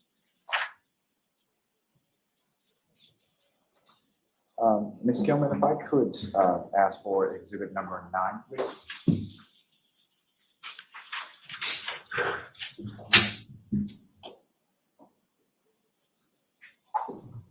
Firefighter Kelly, I'm just directing your attention to the screen and what's been marked as exhibit number 9. Do you recognize that?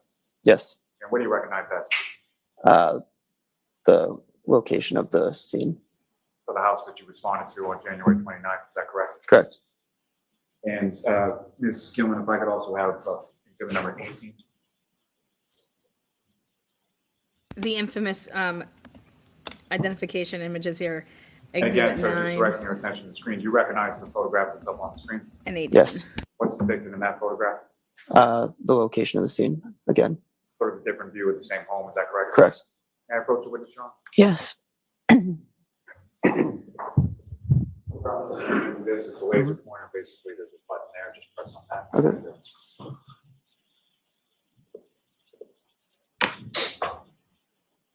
Firefighter Kelly, with using that laser pointer that you have now before you, if you could, please direct the jury's attention on the screen to whereabouts you located Mr. O'Keefe in that supine position when you first arrived. It was about this area right here. Thank you. I have nothing further to this witness. All right. Cross-examination? Yes, may we approach for a minute? Okay. Jurors, remember, you can stand up and stretch anytime you go to someone. Sidebar and jurors was just said. All right, we are in a sidebar. Yannetti asked for it. Those are not the jurors right there. That's media. Somebody's getting a good stretching. Ugh. So Yannetti seems that he will be doing the cross of this witness.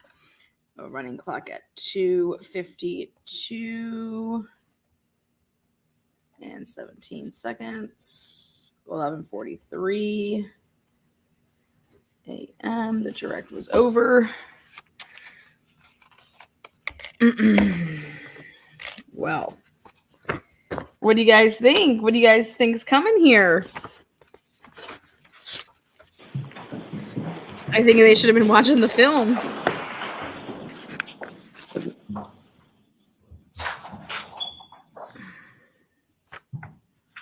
Good morning, sir. Mr. Kelly, you and I have never met before, correct? Correct. We've never had a conversation Correct. in or out of court. Correct. Now, with regard to the clothing that John O'Keefe was wearing when you came upon him, I believe you remembered that he had on a pair of jeans. To the best of my recollection, yes. And you remembered that he had a hoodie sweatshirt. Yes. And what also stuck out in your mind is that he had only one shoe on, correct? Correct. From your memory, you're not sure if it was the left or the right shoe, but it was one of those, correct? Correct. And you did not see another shoe or the matching shoe in the area anywhere around where he was lying, correct? Correct. And to your memory, you never saw that other shoe, correct? Correct. Now, with regard to the removal of the clothing, I believe you testified before this jury on direct examination that trauma shears would have been used. Is that accurate? Yes. And what do those look like? How big are they? And if you could describe them. They're about this big, so say 6 inches, and they have usually like a plastic or metal handle, and then just kind of 2 curved blades that are used to cut. And are they essentially a large pair of scissors? Yes. And are they sharp in terms of the blades? Yes. And they need to be somewhat heavy duty because you don't know what type of clothing you're going to have to cut through, correct? Correct. Where was it that the trauma shears were used in order to start to remove John O'Keefe's clothing that morning? I don't recall. Do you recall if it was before he was put into the ambulance, during the ambulance ride, or after he was at the hospital? I believe it would, I don't recall, but I believe it would be in the ambulance. I'm sorry, there's a little bit of noise. Could you repeat that? Sure. I don't recall, but I believe it would be in the ambulance. In the ambulance. And you wouldn't have waited until you got to the hospital because there was a reason why you were taking the clothes off, correct? Correct. And what was that reason? To look for any other injuries that the patient might have. And that was a priority as you were treating him, correct? Correct. You don't think that you cut off his clothes before you put him in the ambulance, correct? Correct. And you don't think that, and when I say you, I mean your team. Right. You don't think your team cut off the clothes after he was out of the ambulance, correct? Correct. So it was sometime during the ride. Correct. Do you recall who it was that actually used the trauma shears along that ride? No. Do you recall at what point during the ride? Would it have been sort of the beginning of the ride, or would it have been toward the end? Toward the beginning.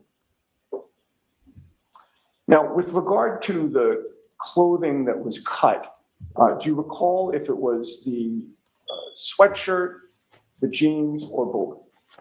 I don't recall. Do you think, or is your memory that the hoodie sweatshirt was left on him without being cut? I don't recall. Where did that clothing go after it was cut by the trauma shears during that ride? Some of it would stay right on the stretcher, but I don't recall on all of it. Okay. And some of it could have been on the floor of the ambulance as well? Potentially. And then once the ambulance arrives at the hospital, what is the protocol regarding the clothing that had been cut? It gets transferred over to the RN in charge of the patient and usually stays in their room. Usually they'll put it in some sort of bag. Okay. And is the clothing put in the bag? Does somebody meet you out at the ambulance in order to collect the clothing, or do you bring the clothing into the hospital in order to transfer it to an RN? We bring it in. And do you recall who it was that brought in that clothing? No. Who was with you at that time going into the hospital from the ambulance? Nuttall and Flamati. So it had to be one of the three of you that delivered that clothing to an RN, correct? Correct. Do you know if all the clothing was delivered to an RN or if some stayed in the ambulance? I don't recall. And once you give the clothing to the RN, do you see where she takes it? I don't recall. Did you go into the treatment room wherever John O'Keefe was brought once he was at the hospital? Yes. And you had previously testified that you believed the clothing would have been brought in with him, correct? Correct. Do you have a memory of seeing that clothing within that treatment room at the hospital? I don't recall. Do you recall seeing the clothing on the floor? I don't recall. Okay. Now let's get back to when you were first arrived on scene.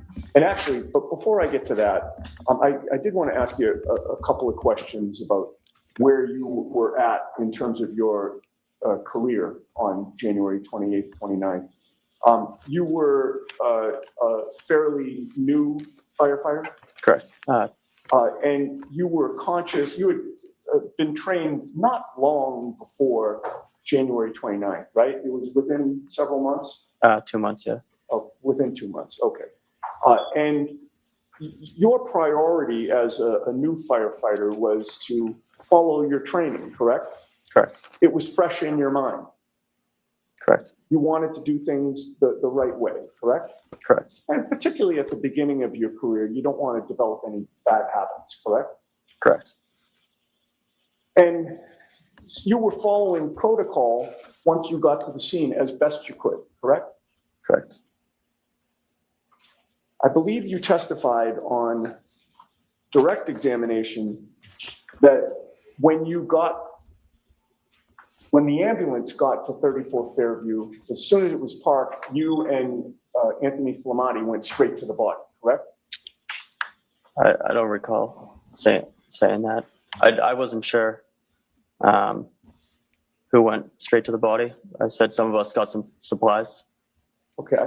I thought your testimony, correct me if I'm wrong, but I thought your testimony was that you may have gotten some supplies, but then you and Flamati went straight to the body.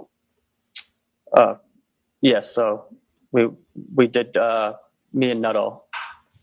Got supplies? Me and Nuttall went to the body. All right, where was? But we didn't go straight there. We got supplies first and then went to the body, or I got supplies first and then went to the body. Okay. How long did it take you to get supplies? Probably within a minute, I would say. Okay. And where was Flamati when you were getting the supplies? I don't recall. Once you got to the body, who assisted you with regard to treating John O'Keefe? I believe it would be the people who were on scene with me. Who would that have been? Flamati, Nuttall, Walsh, McLaughlin, Woodbury, and Robery. Okay. So is it your testimony that your memory is that 5, 6, however many people were there with you, all were hovered over John O'Keefe doing treatment on him? Not treatment, but getting supplies, getting the stretcher. We're all working together, but we weren't all the treatment portion. Sure, and the treatment was essentially CPR, correct? Correct. Chest compressions, Yes. and dealing with his airway as well? Correct.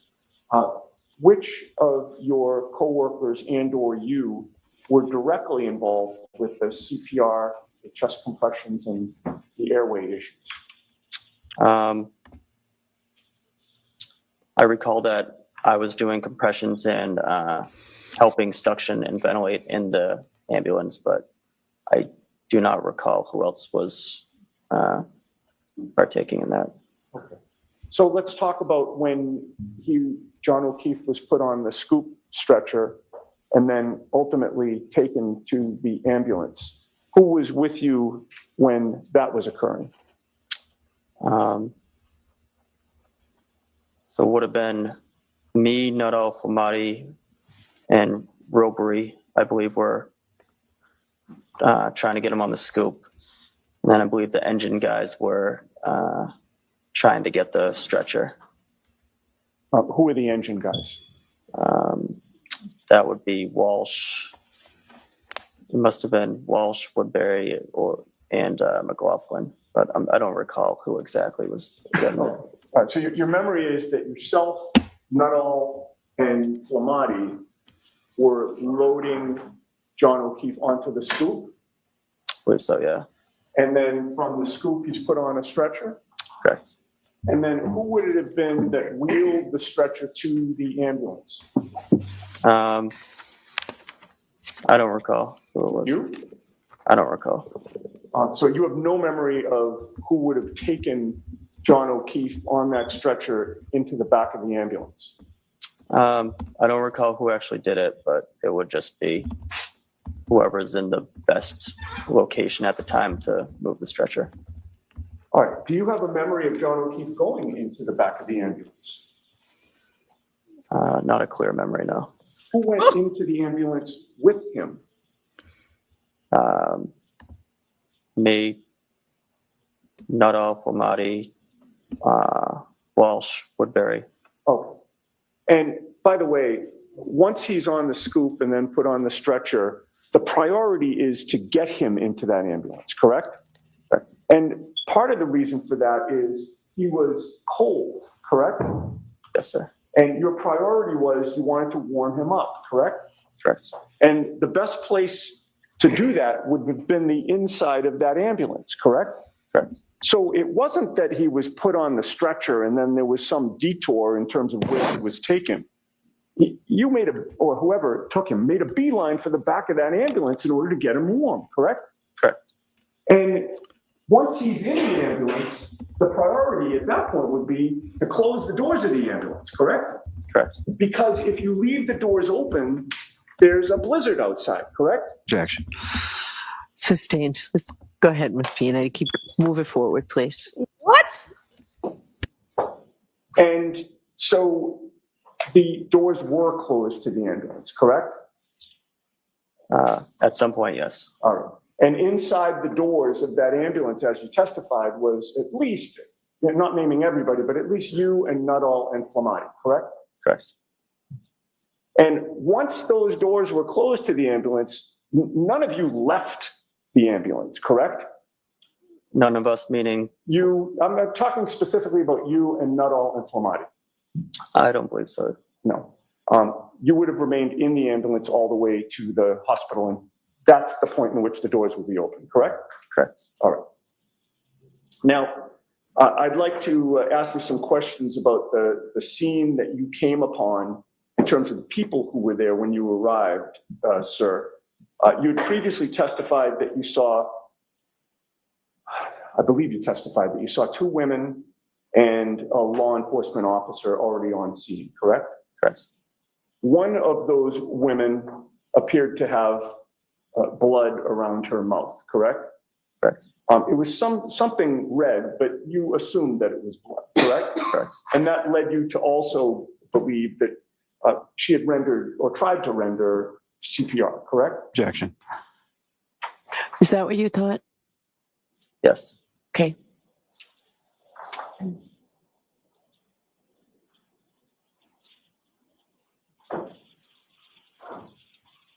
And while you were on scene, it was the woman who had the blood around her mouth who appeared to be most upset, correct? Correct. She was really upset, correct? Yes. Would you go so far as to say she was distraught, Yes. hysterical, Yes. frantic? Yes. And you heard her say, he's dead, he's fucking dead, something like that, correct? Correct. And she didn't say it in the tone of voice that I just said it, correct? Correct. She was screaming when she said that, correct? Correct. It was very easy for you to discern that her words were, he's dead, he's fucking dead, correct? Correct. And she repeated it more than once, correct? Correct. And it's fair to say that at no point in time did you ever hear her say, I hit him, I hit him, I hit him, correct? Correct. And you would agree with me, sir, that you have been extremely consistent in terms of your memory of what she said, correct? Correct. You've been asked these questions not for the first time by Mr. Lally or me in court today.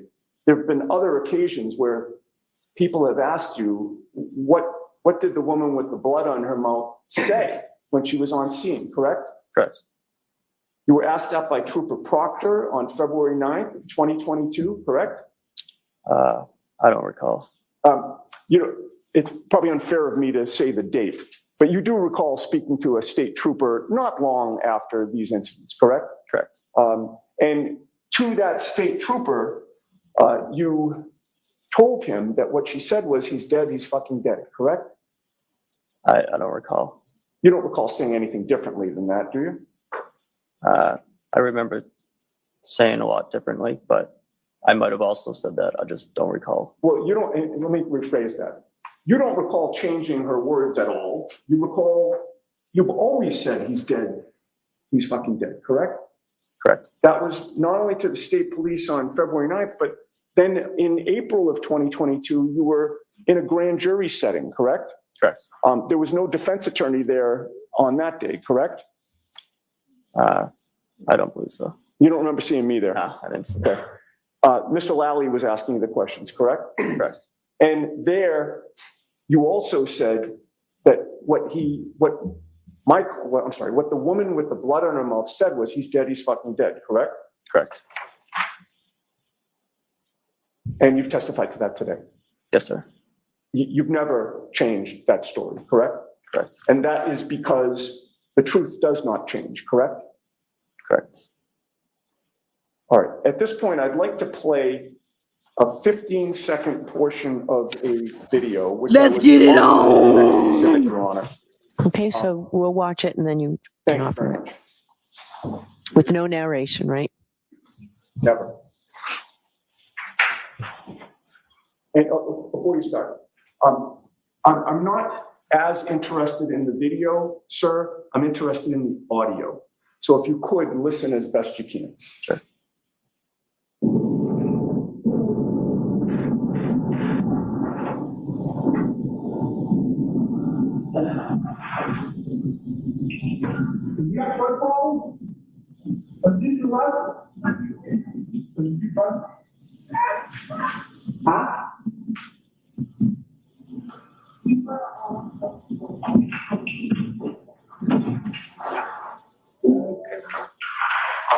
Would you agree with me, sir, that we heard what you heard that night, which is he's dead, he's fucking dead? It was kind of hard for me to hear. Okay. I heard about, does he do drugs? I couldn't really hear the background. I may have a moment. Okay.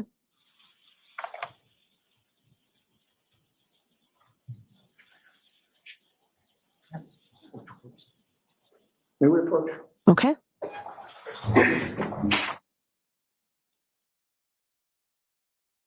Sidebar it with Bev. Okay, just so you guys know, I have extended it just to make everybody perfectly aware of. So single bingo game continues, no winner yet. These are the words that have been called right now. 2, 5, 14, 17, 20, 21, 39, and 69. just the way we like it over here. Those words are as follows. Take a look at your bingo cards. Word 2 is sustained. 5 is jury. 14, witness. 17, sidebar. 20, Mr. Lally. 21, Mr. Yannetti. 39,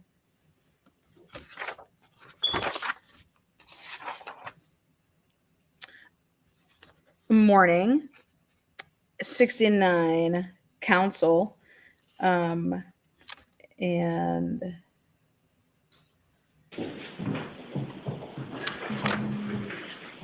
I think she said move on when she wanted him to not ask that, like, but I could be wrong.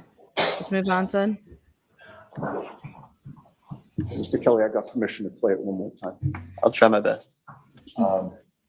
So again, and by the way, before it's queued up, I would direct your attention more toward the beginning of that 15 seconds. As there are things that happen, I think, that you heard at the end, but you tell us if you can hear, or what you can hear. Okay.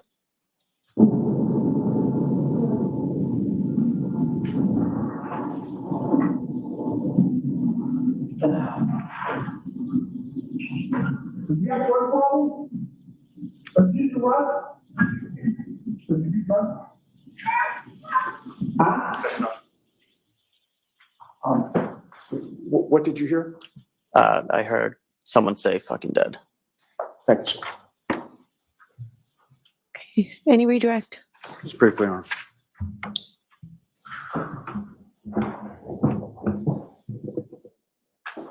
Mr. Kelly, from that video that was just up on the screen, you indicated that when you got to the scene, you saw the cruiser and parked sort of behind the cruiser, correct? Around the cruiser, yeah. So from that video, you didn't see the ambulance that you were driving anywhere in, correct? Correct. You have no idea whether or not you were even on scene at that time that any of those statements that were made in that video were made, correct? Correct. Now, as far as patient care was concerned, were sort of all of you, being yourself, Firefighter Flamati, Firefighter Nuttall, Firefighter McLaughlin, Firefighter Walsh, Firefighter Woodbury, were you all together all the time, or were you doing separate things in separate places during the course of your time on scene? Separate things in separate places, yeah. So fair to say that everything that you heard may not be everything that someone else that was there from your department that day heard, correct? Correct. And conversely, something that someone else heard may not be necessarily something that you were in a position to hear that day, correct? Correct. You also asked some questions about sort of using the shears and cutting off Mr. O'Keefe's clothing during the ride. Is it your testimony that that was in the back of the ambulance, correct? Correct. Was that during the transport, or was that prior? Would you be utilizing shears on a patient, cutting off clothing while the ambulance is in transit? No. So if it was in the back of the ambulance, that would have been prior to the ambulance leaving the scene and going to its merit, correct? Correct. Nothing. Your Honor, the only thing I would offer is the video that I played. I have All it. right, so we will do that. Thank So, you. Mr. Clerk, it's already been pre-marked, right? Do you not have it, Nancy? Okay. Oh, I'm sorry. I was mistaken. It has not been pre-marked. The exhibit 380. Thank you. Thank you. Exhibit 380, admitted.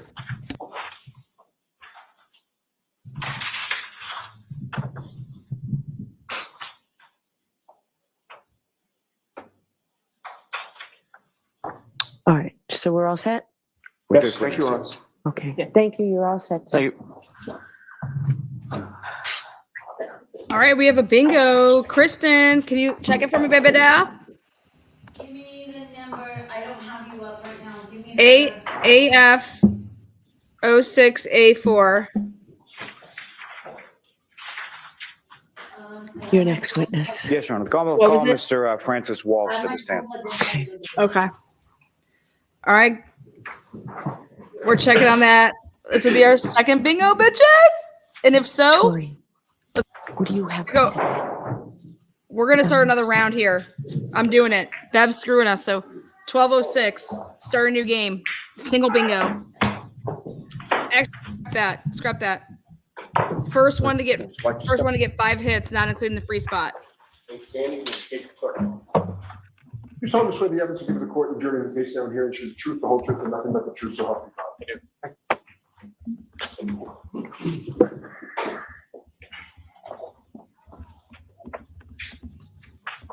Okay, whenever you're ready, Mr. Lally. Thank you. Good afternoon, sir. Good afternoon. Could you please state your name and spell your last name? Francis Walsh, W-A-L-S-H. And what do you do for work, sir? I'm a lieutenant paramedic with the Canton Fire Department. And how long have you been a firefighter paramedic with the Canton Fire Department? Just shy of 10 years. And you indicated that you have the rank of lieutenant, is that correct? That's correct. How long have you been a lieutenant with Canton? Since September of last year. Now,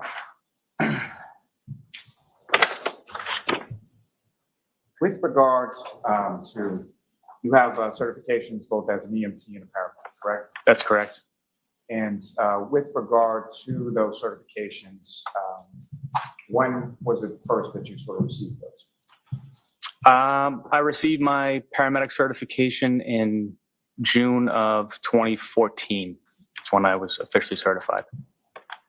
And is that something that you've been subject to sort of continuing educational components and recertification since then?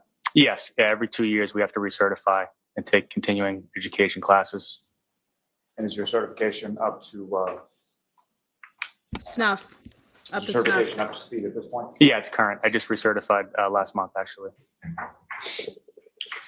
Now, if I could turn your attention to the evening of January 28th into January 29th, 2022. Do you recall that day? I do. And were you working that day with the firefighter? I was. And what kind of shift were you working on that occasion? 24-hour shift, which is standard. And is that 8 a.m. to 8 a.m.? That's correct. That, correct me if I'm wrong, but that would be 8 a.m. on the 28th until 8 a.m. on the 29th? That's correct. And so where were you assigned to on that particular day? I was assigned to headquarters, which is on 99 Revere Street, and my position was engine driver.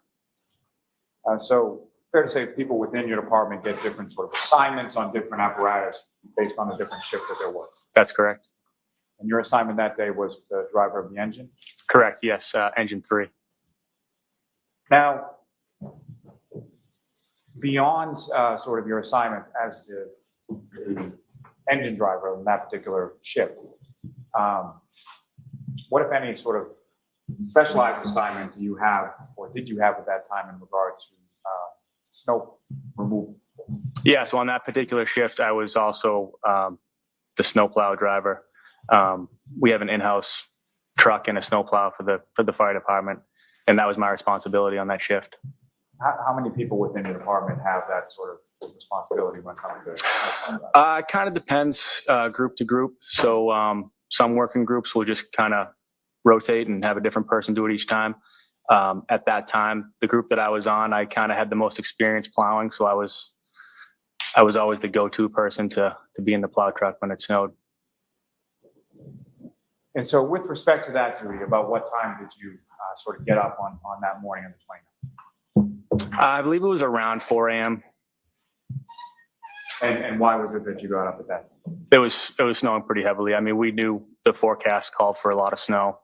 So I got up early and hopped in the plow truck. And so, and just briefly, in addition to the snow, what, if anything else, did you observe as far as the weather conditions when you were out in the plow truck? It was very windy. Yeah, just windy and really heavy snow.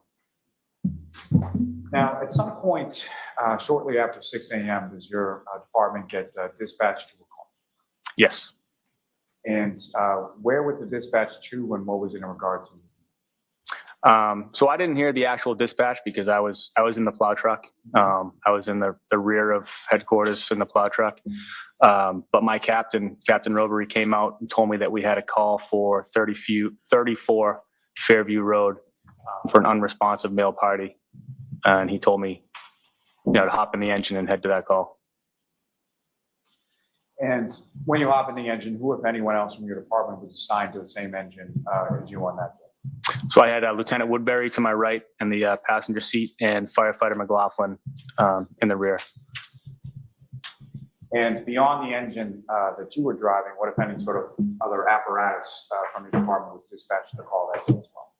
So that would have been ambulance 1, and then also car 5 went as well. That's kind of like an optional thing, but with a call of that severity, the captain will go as well.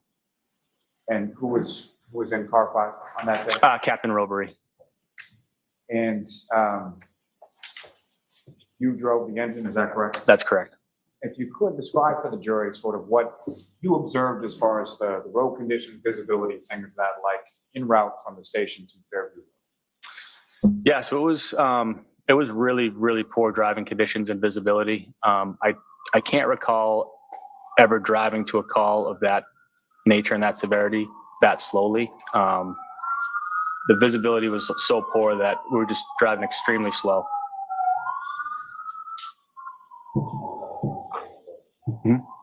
Sirens go further away. Okay.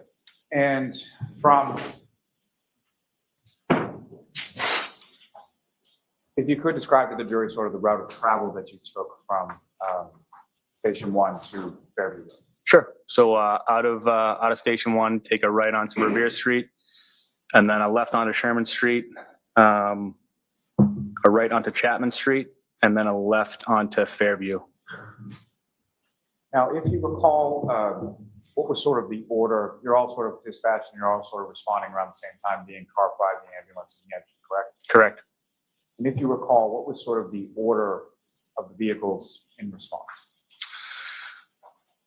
So engine 3, we were the last vehicle for the fire department to arrive on scene. So when we arrived on scene, ambulance 1 and car 5 were already on scene. And if I could ask, just sort of as you're turning on to Fairview Road and you travel down, what, if anything, do you know about sort of the elevation of the roadway as you're driving down through? It's a downhill grade. Yeah, it gets a little bit steep at one point. And the residence that you eventually stopped at or responded to, where was that in location in reference to when you first turn on to Fairview, about how far down is the residence that you eventually go? Pretty far down. I believe it's one of the last houses on Fairview. And the residence that we're talking about, is from your perspective when you're driving down there, is that on your left or right or something? Left. And as you're approaching the scene, what is it sort of that you see before you as, how do you know where to stop and where you're going? Yeah, so, I mean, like I said, visibility was really poor, but there was ambulance 1, car 5, at least a couple of police cruisers on scene before us. So it's kind of hard to miss that. So that's how we knew where to stop. Now, in regard to, you're responding to an unresponsive man, correct? Correct. And just to be clear, at some point you were able to identify, or you were told what the identity was of that unresponsive male patient, correct? That's correct. What was his name? John O'Keefe. And so with respect to Mr. O'Keefe, as you're approaching the scene, when was the first time that you were able to sort of see where Mr. O'Keefe was on scene when you arrived? It wasn't until a little bit after we actually arrived on scene that I could see the patient, because as we pulled up, the ambulance was blocking our line of sight to where the patient was. So I couldn't see him right away. And what was sort of the I know you talked about visibility, but as far as, had the sun come up yet? No, it was pitch black. And so when you arrive on scene, what is it that you and sort of the other people on your engine are doing in relation to patient treatment? So at that point, I got out of the engine and I started walking towards where the ambulance crew was. But at that point, Firefighter McLaughlin was coming around to the rear of the ambulance to get the stretcher out. So I went directly to that to give her a hand with that. And we proceeded to bring that around the front of the ambulance where Firefighter Nuttall, Flamati, and Kelly, and I believe Captain Robery were working on the patient. Now, in reference to where patient Mr. O'Keefe was, where was he? Could you see sort of how in reference to the ground? I could see they had the other firefighters and captain that I just mentioned had just put him on the backboard at the first time that I saw him. I'd say that was like roughly 10 feet in from the road. And to that point, how were you able to say that it was approximately 10 feet in from the road? Just an estimate. Let me ask you, as far as the stretcher was concerned that you and firefighter McLaughlin retrieved, where did you place that in relation to where Mr. O'Keefe was when you first arrived over? So we placed that, we decided to leave it on the street and get it as close to the grass or snow as possible. It was unspoken, but we knew that we didn't want to put the stretcher onto the snow because it would be too unstable. So we put it right up against the curb. So right at the edge of the street where the street meets the yard. And so you put the stretcher basically right up against the curb, and Mr. O'Keefe was approximately 10 feet from that. That's correct. And with respect to positioning the stretcher, was that parallel with the curb or perpendicular to it, or how was it? Parallel. And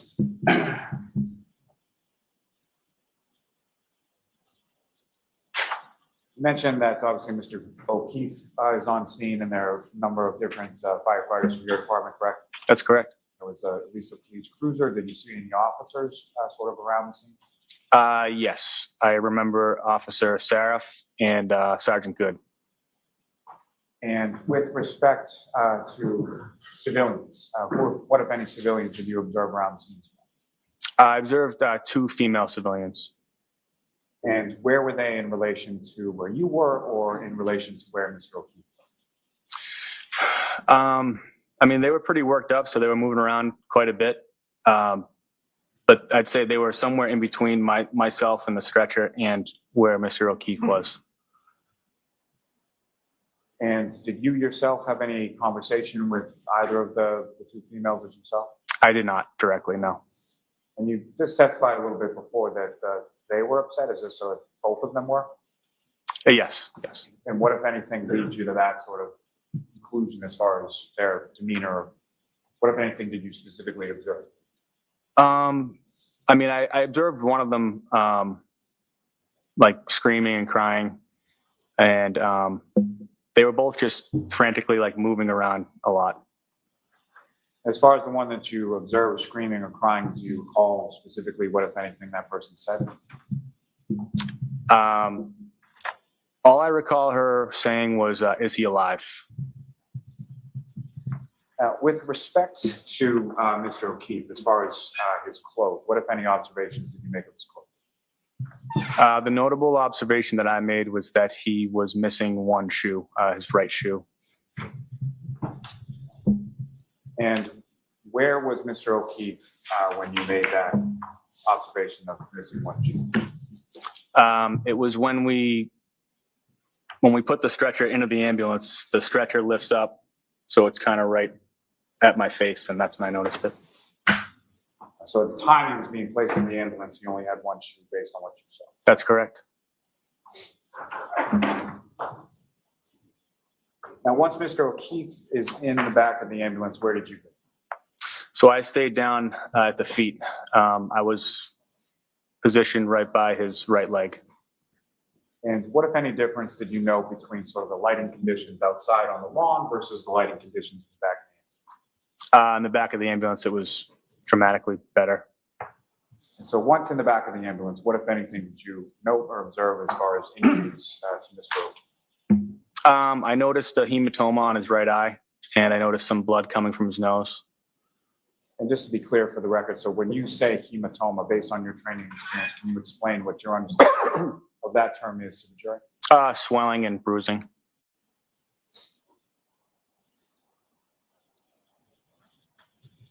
Now, at some points, with respect to the clothing that Mr. O'Keefe was wearing, what, if anything, did you or other firefighters or paramedics from your department do with reference to Mr. O'Keefe's clothing?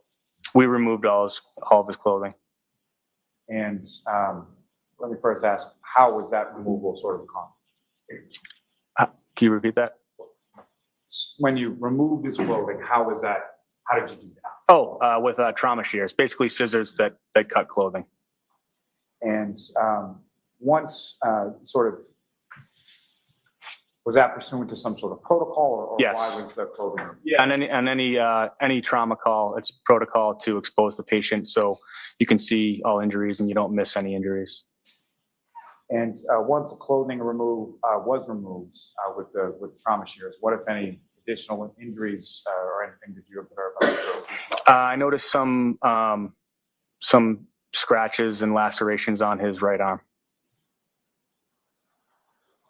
Now, in reference to treatment in the back of the ambulance with regard to Mr. O'Keefe, what if any sort of role in that did you sort of assume, or were you sort of assigned by the lead paramedic? Yeah, so I was responsible for the IO drill and access.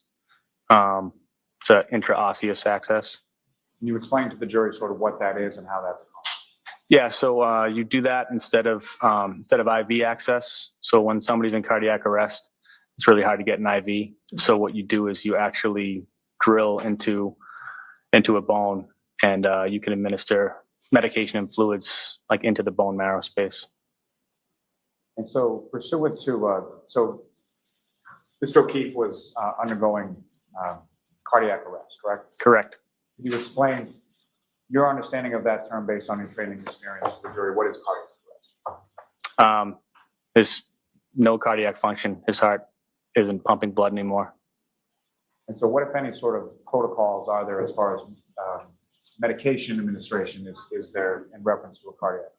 Yeah, so the frontline medication for that is epinephrine. That's what we gave through the IO access. What is the purpose of the epinephrine?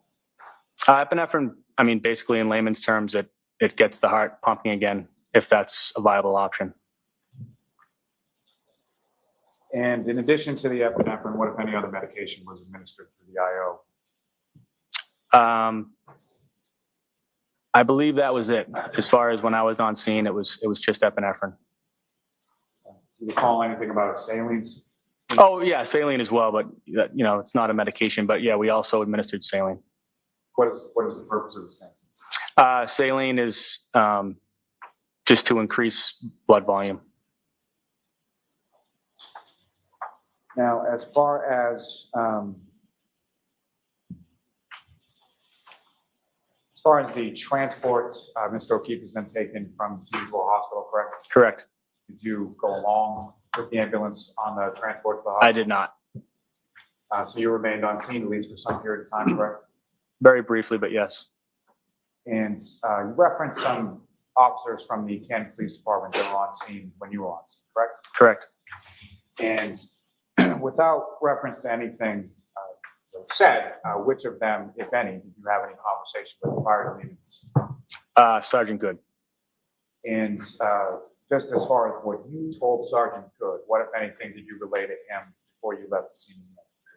I relayed to him that there were signs of trauma in the patient. And did you give it any sort of further explanation as to the signs of trauma that you observed? Yes, I believe I told him what I told you about the hematoma on the eye and the blood in the nose and the scratches and lacerations on the arm. So you told Sergeant Good what you've just testified to this jury that you observed? I believe so.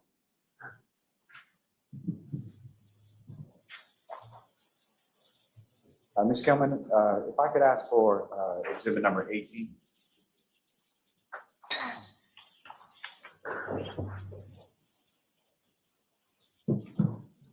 And Firefighter Walsh, what's up on the screen is exhibit 18. Do you recognize that? Yes, 34 Fairview Road. Is that fair, minus whatever the weather conditions are, a fair and accurate portrayal of what you observed that day at 34 Fairview? Yes. And approach the witness to agree with Yes.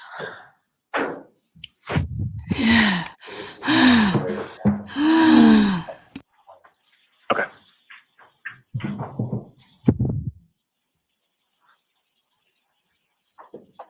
And so Firefighter Walsh, if I could ask, using that laser pointer, if you could direct the jury's attention to where within this photograph, if you see it, that you observed Mr. O'Keefe's body when you first arrived. Right in that general area. Can you change to a red pen, please? No one can see May I that have one shit. moment, John? Yes.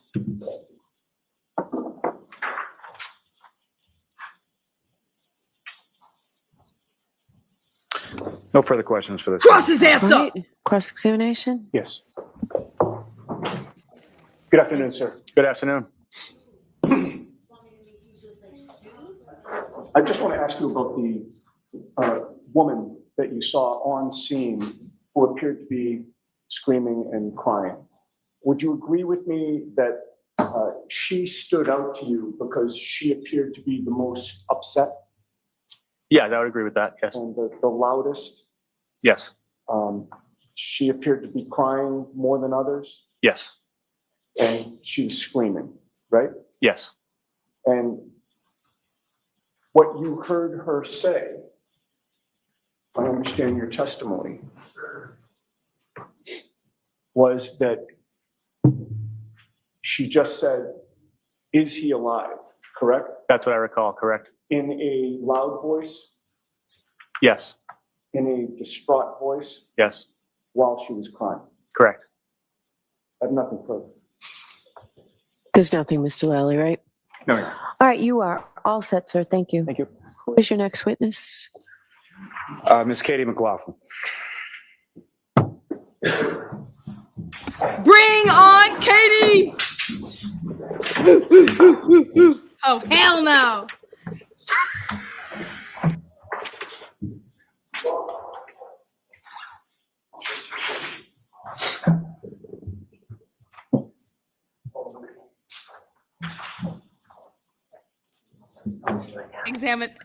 Examination is a word. Who is your next witness? Witness is a word.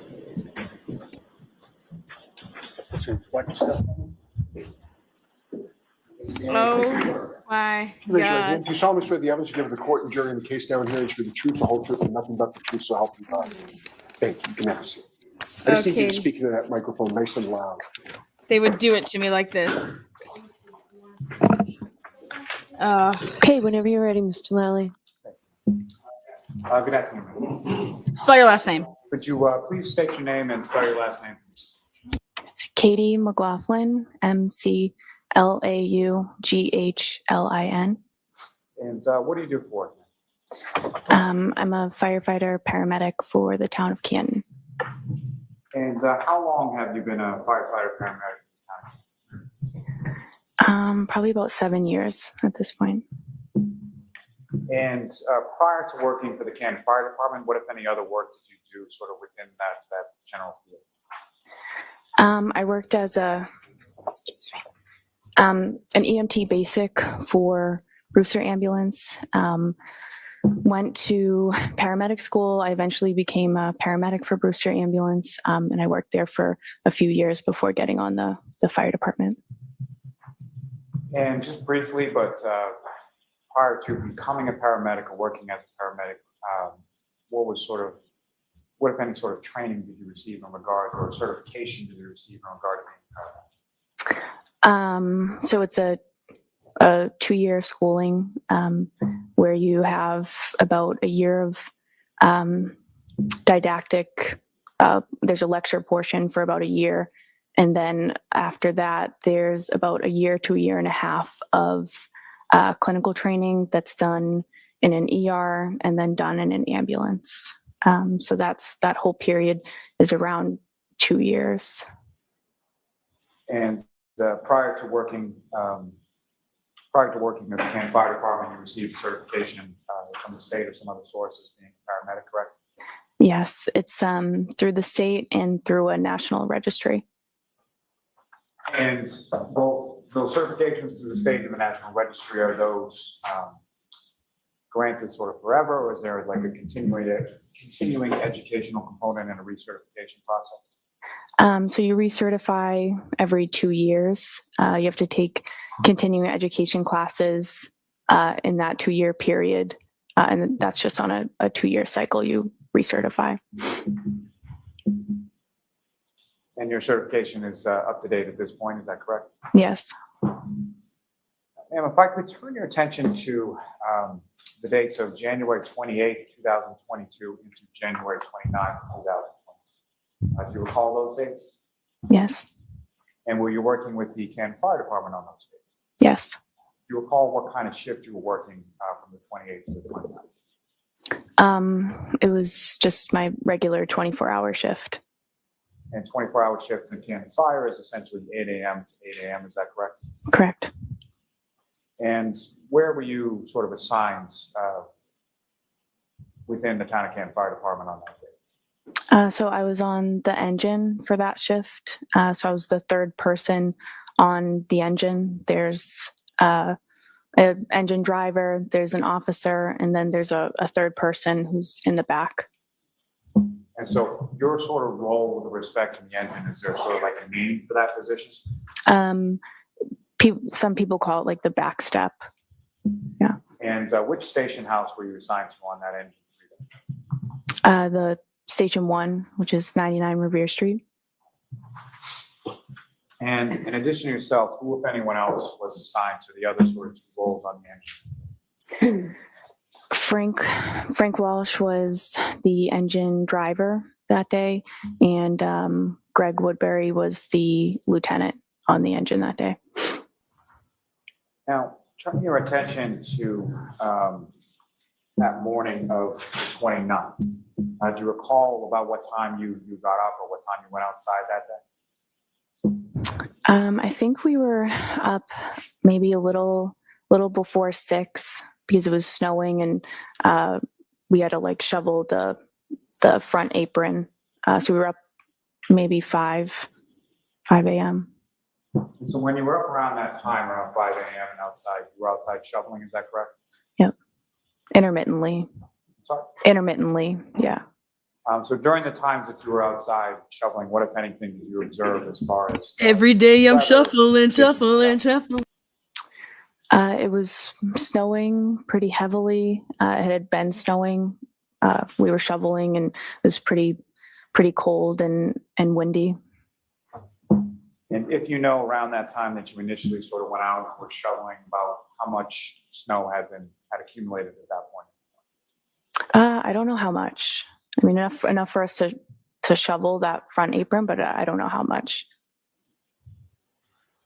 Sometime shortly after 6 a.m., were you and other members of your department dispatched to a call? Yes.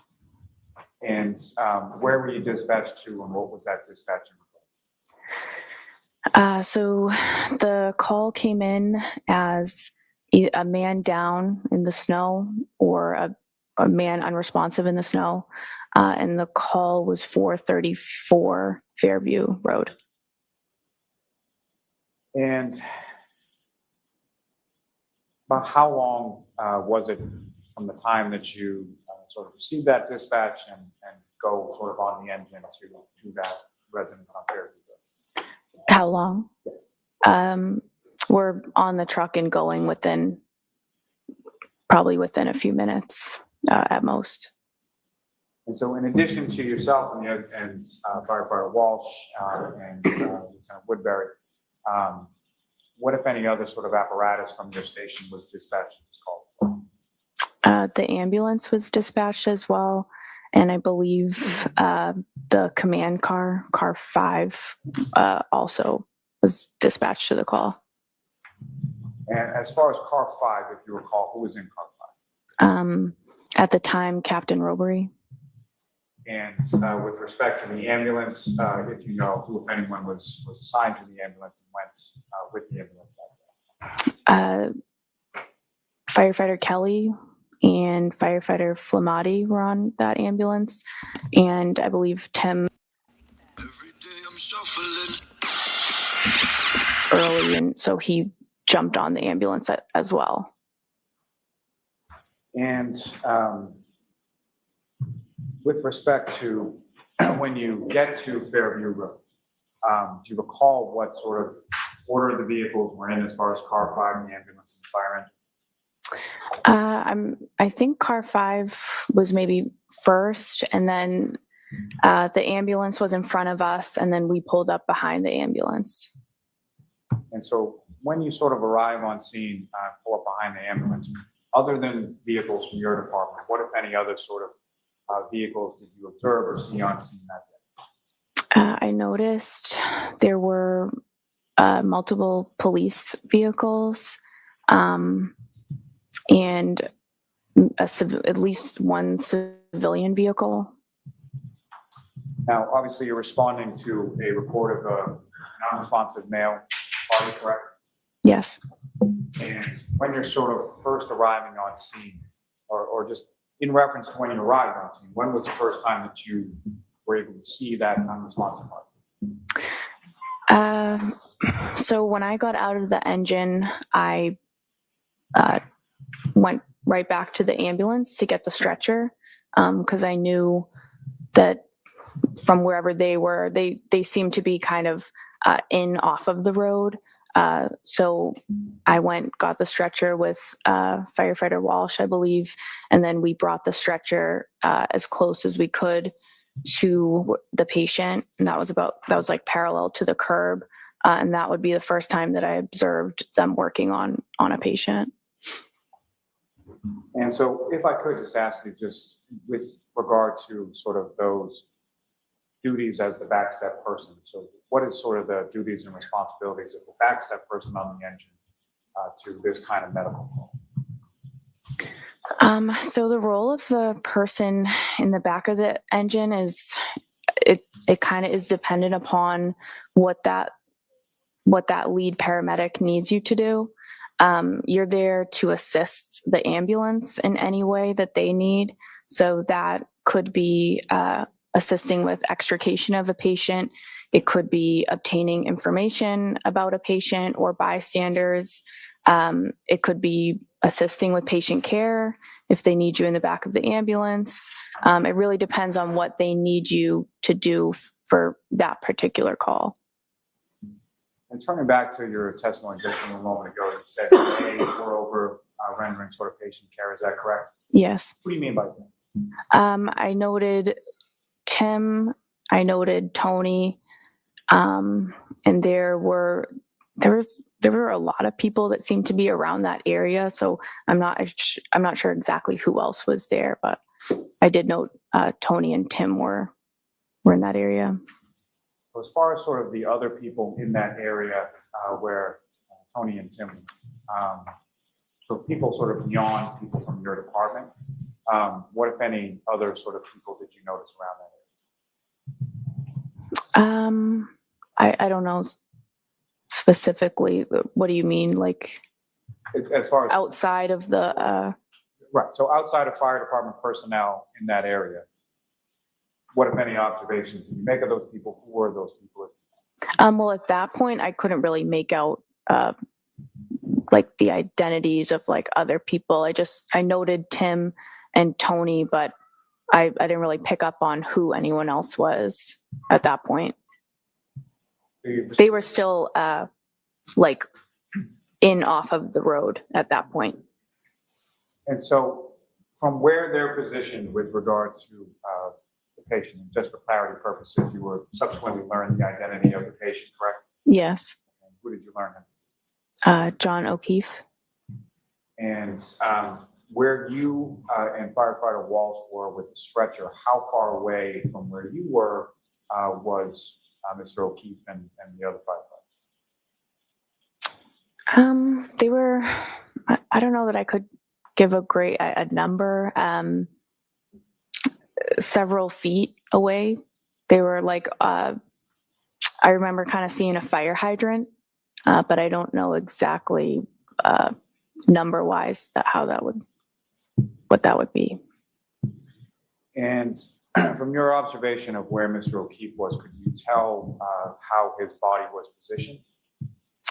He was supine, so he was lying on his back or face up.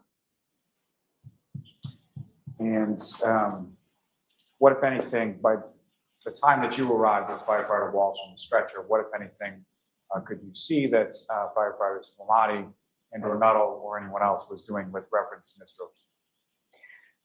O'Keefe? By that point, it seemed like they had already got him pretty much secured on a backboard, and they were ready to move him to the stretcher.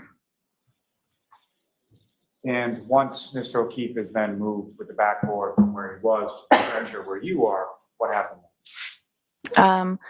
So I remember Tony was kind of at the head of the stretcher. I was standing on the side. There was a woman next to me, and Tony said to me, "Can you try to figure out what happened?" And he kind of motioned to this woman that was next to me. And so Firefighter Flamati, who's the lead paramedic, directs you to ask some questions of this female, correct? Yes. And fair to say this woman that was next to you, you didn't know her, you never met her before? No. From your conversations with her that day, do you see that woman in the courtroom today? Yes. Can you just direct us to where she's seated or an article of clothing she's wearing? That's record of like identification identified with the. Okay. Now, with respect to this woman, she's standing next to you when you're at the side of the stretcher, correct? Yes. And what, if any, observations did you sort of initially make as far as her demeanor, or how was she sort of acting when you first started to engage? She seemed very upset. Very upset. And when you say she seemed very upset, what about her did you observe that made you say that? Just her facial expressions. She was just visibly distraught. And so as far as your questions, what type of questions are you asking, or what type of information are you looking for from this person? So just basic demographic info, who the patient is, his name, his date of birth. And then as far as any more questioning, you're trying to gather information that would basically help explain how this person ended up in the scenario that they're in. So did he have any medical problems? Does he take any medications daily? Does he have any allergies to medications? I was asking those questions. And as you're asking those questions, what, if anything, is the defendant is doing while you're asking those questions? She answered who the patient was, his birthday. I think she answered maybe some of those initial medical questions that I asked. But as I said, she's very distraught. She was kind of moving around the scene a little bit. So I was just kind of following her, and then we came to a stop at one point, and I continued to ask one more question. What was that one more question? So at that point, I asked her if there had been any significant trauma that happened before this. What, if anything, did she say? So she said, "I hit him." She repeated it. There was a woman standing across from her who I believe at that point said, "You're hysterical. You need to calm down. You're hysterical." She repeated, "I hit him." And there was a police officer who was in that vicinity kind of with us who replied, "You what?" She repeated it one more time.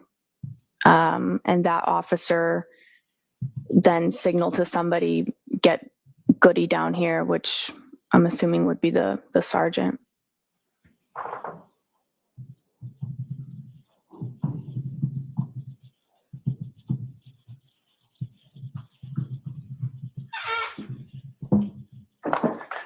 So when you have this conversation, if you recall, you mentioned that the other person who was across from you was that somebody from your department, or an officer, or a civilian, or who was that? So I was standing, Karen Reed was to my right. There was another woman to the left of me, kind of across from her. And then there was a police officer kind of not directly across from me, but within the same kind of area that was more closer to Karen, I would say. You know who that officer was? I don't. You know who the female or civilian person that was across from you? You know what that person's name is? No. And with respect to when Ms. Reed said this repeatedly, I hit it. Can you describe for the jury sort of the tonality of that? Like, how did she? She was very, very upset. She seemed hysterical, I would even say. Just very upset. But once you received that information, did you follow up with any other questions to Ms. Reed at that point? At that point, I did not. I have to drive the ambulance, so it's a time-sensitive situation. So I knew I had to drive the ambulance. It was said in the presence of the police officer, so I felt like that was the appropriate. That information was appropriately transferred, and I just felt based on her demeanor, I don't think it would have been productive for me to continue to ask her questions at that point. And so after asking and receiving that answer of I hit him, where did you go? So I went to the ambulance. And in reference to the ambulance, did you go to the back of the ambulance, front of the ambulance? Where did you go? So I went to the back of the ambulance where the patient care was happening. And as far as the information that you had received from the defendant, did you relay that information to any of the other firefighters from your department in the back of the ambulance? I did. And you recall who was there in the back of the ambulance when you relayed that? Tony was there, Tim, I think maybe Firefighter Kelly, Firefighter Walsh maybe might have been in there at that point. Now, as far as when you get to the back of the ambulance, what, if anything, did you do with reference to assist or help as far as patient care with regard to Mr. O'Keefe? I didn't assist or partake in any patient care. Now, prior to putting Mr. O'Keefe into the back of the ambulance and prior to your conversation with the defendant, what, if any, observations had you made during the brief time that you were on the side of the stretcher of Mr. O'Keefe and any injuries you observed? I noted he had injuries to his face. I noticed some blood from his nose, from his mouth, and most notably, he had some swelling to his eyes, mostly the right eye, and a laceration above the right eye. And same as far as when you went to the back of the ambulance to relay the information that you have been asked to obtain. What, if any, injuries did you observe from Mr. O'Keefe once he was in the back? Oh, I'm sorry. I observed those injuries in the back of the ambulance. I didn't observe those injuries while he was out on the stretcher. I didn't get a good look at him. You really hadn't got a good look until you Right. came back. Right. Now, as far as you indicated, you drove the ambulance from Fairview. Where did you go to? Good Samaritan Hospital. And as you were driving that ambulance along the roads from Canton to Brockton, what, if anything, did you note as far as visibility, road conditions, things like that? There was poor visibility. The roads weren't plowed yet, so it was probably longer than usual based on the conditions. And I apologize, but if I can take you just a step back further for a moment, just in reference to when you're in the back of the ambulance, you indicated the injuries that you observed. What, if any, observations did you make as far as the clothing that Mr. O'Keefe was wearing? I noted that he was wearing jeans. I noticed a lighter, like a black zip-up jacket or sweatshirt. It was like a lighter jacket. I noticed he had one sneaker on, and that was it. You recall which foot the sneaker was on? I don't. All right, could I see counsel for a second, please?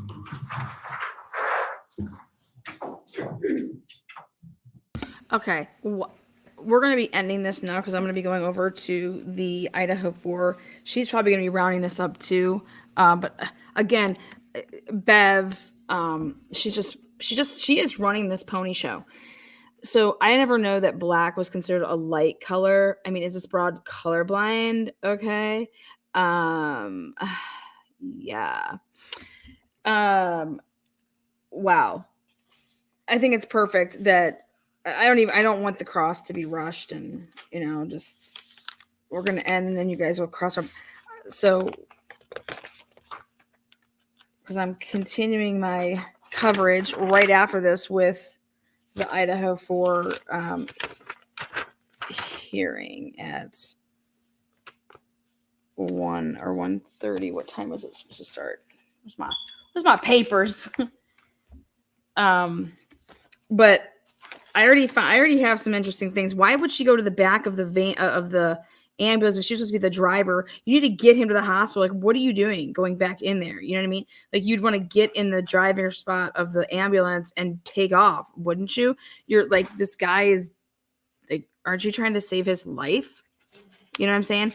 It seems like they were lackadaisical, but what's also interesting is they keep talking about, it took us longer to get there because I Google mapped that because I wanted to know, okay, why is John O'Keefe, when I saw the bracelet and it said 6:49, and I was like, okay, well, let's just see, like, we know how long it takes to get there, so they would have had to leave at a certain point.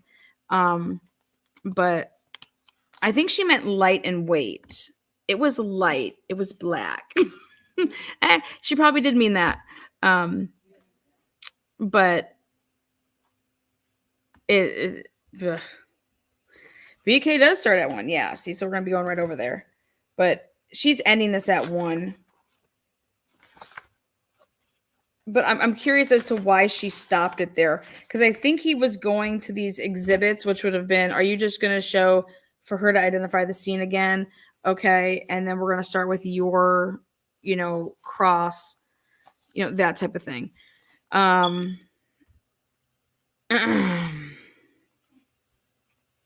But I want to hear Bev. She's going to give instructions to the jury here so we could have our last bingo,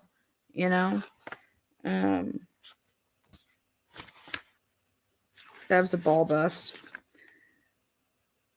It's interesting that she can notice, like, Karen reads, she's talking about, like, facial expressions. Yeah, she's in shock. Trying to figure out some logistical things because okay, here we go. Listen up. We're going to view tomorrow. We're going to finish with the testimony first, and we'll go on the view after we finish with Firefighter Walsh's testimony. So, but a couple of things about the view. Please dress comfortably. I really appreciate everybody's dressing respectfully for court, but wear comfortable shoes at least for tomorrow. So those 3 cautions: please do not discuss this case with anyone. Don't do any independent research or investigation into the case. If you happen to see, hear, or read anything about the case, please disregard it and let us know. And for the view, I'll give you some preliminary instructions on that just before we leave. Thanks, so we'll see you tomorrow. And tomorrow's a full day. All rise for the court, please. So yes, tomorrow's a full day. They're going to finish up with her interview, Katie Hoffman, and then they're going to be doing field trip. And I think we get to go on the field trip, but I'm not sure. Okay. I'll see you guys over there at the Idaho 4 case. Love you. Thank you. Peace. Wait.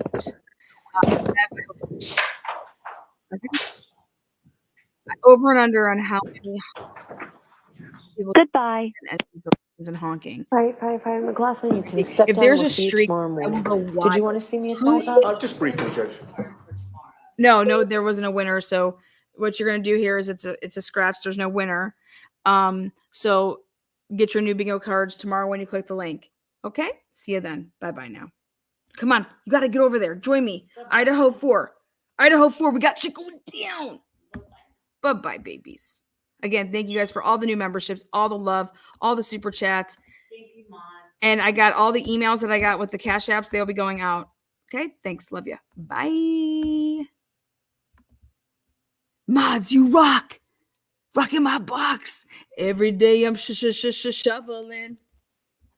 I think I'll end with that. Yeah, let's go. I think I'm going to end with that.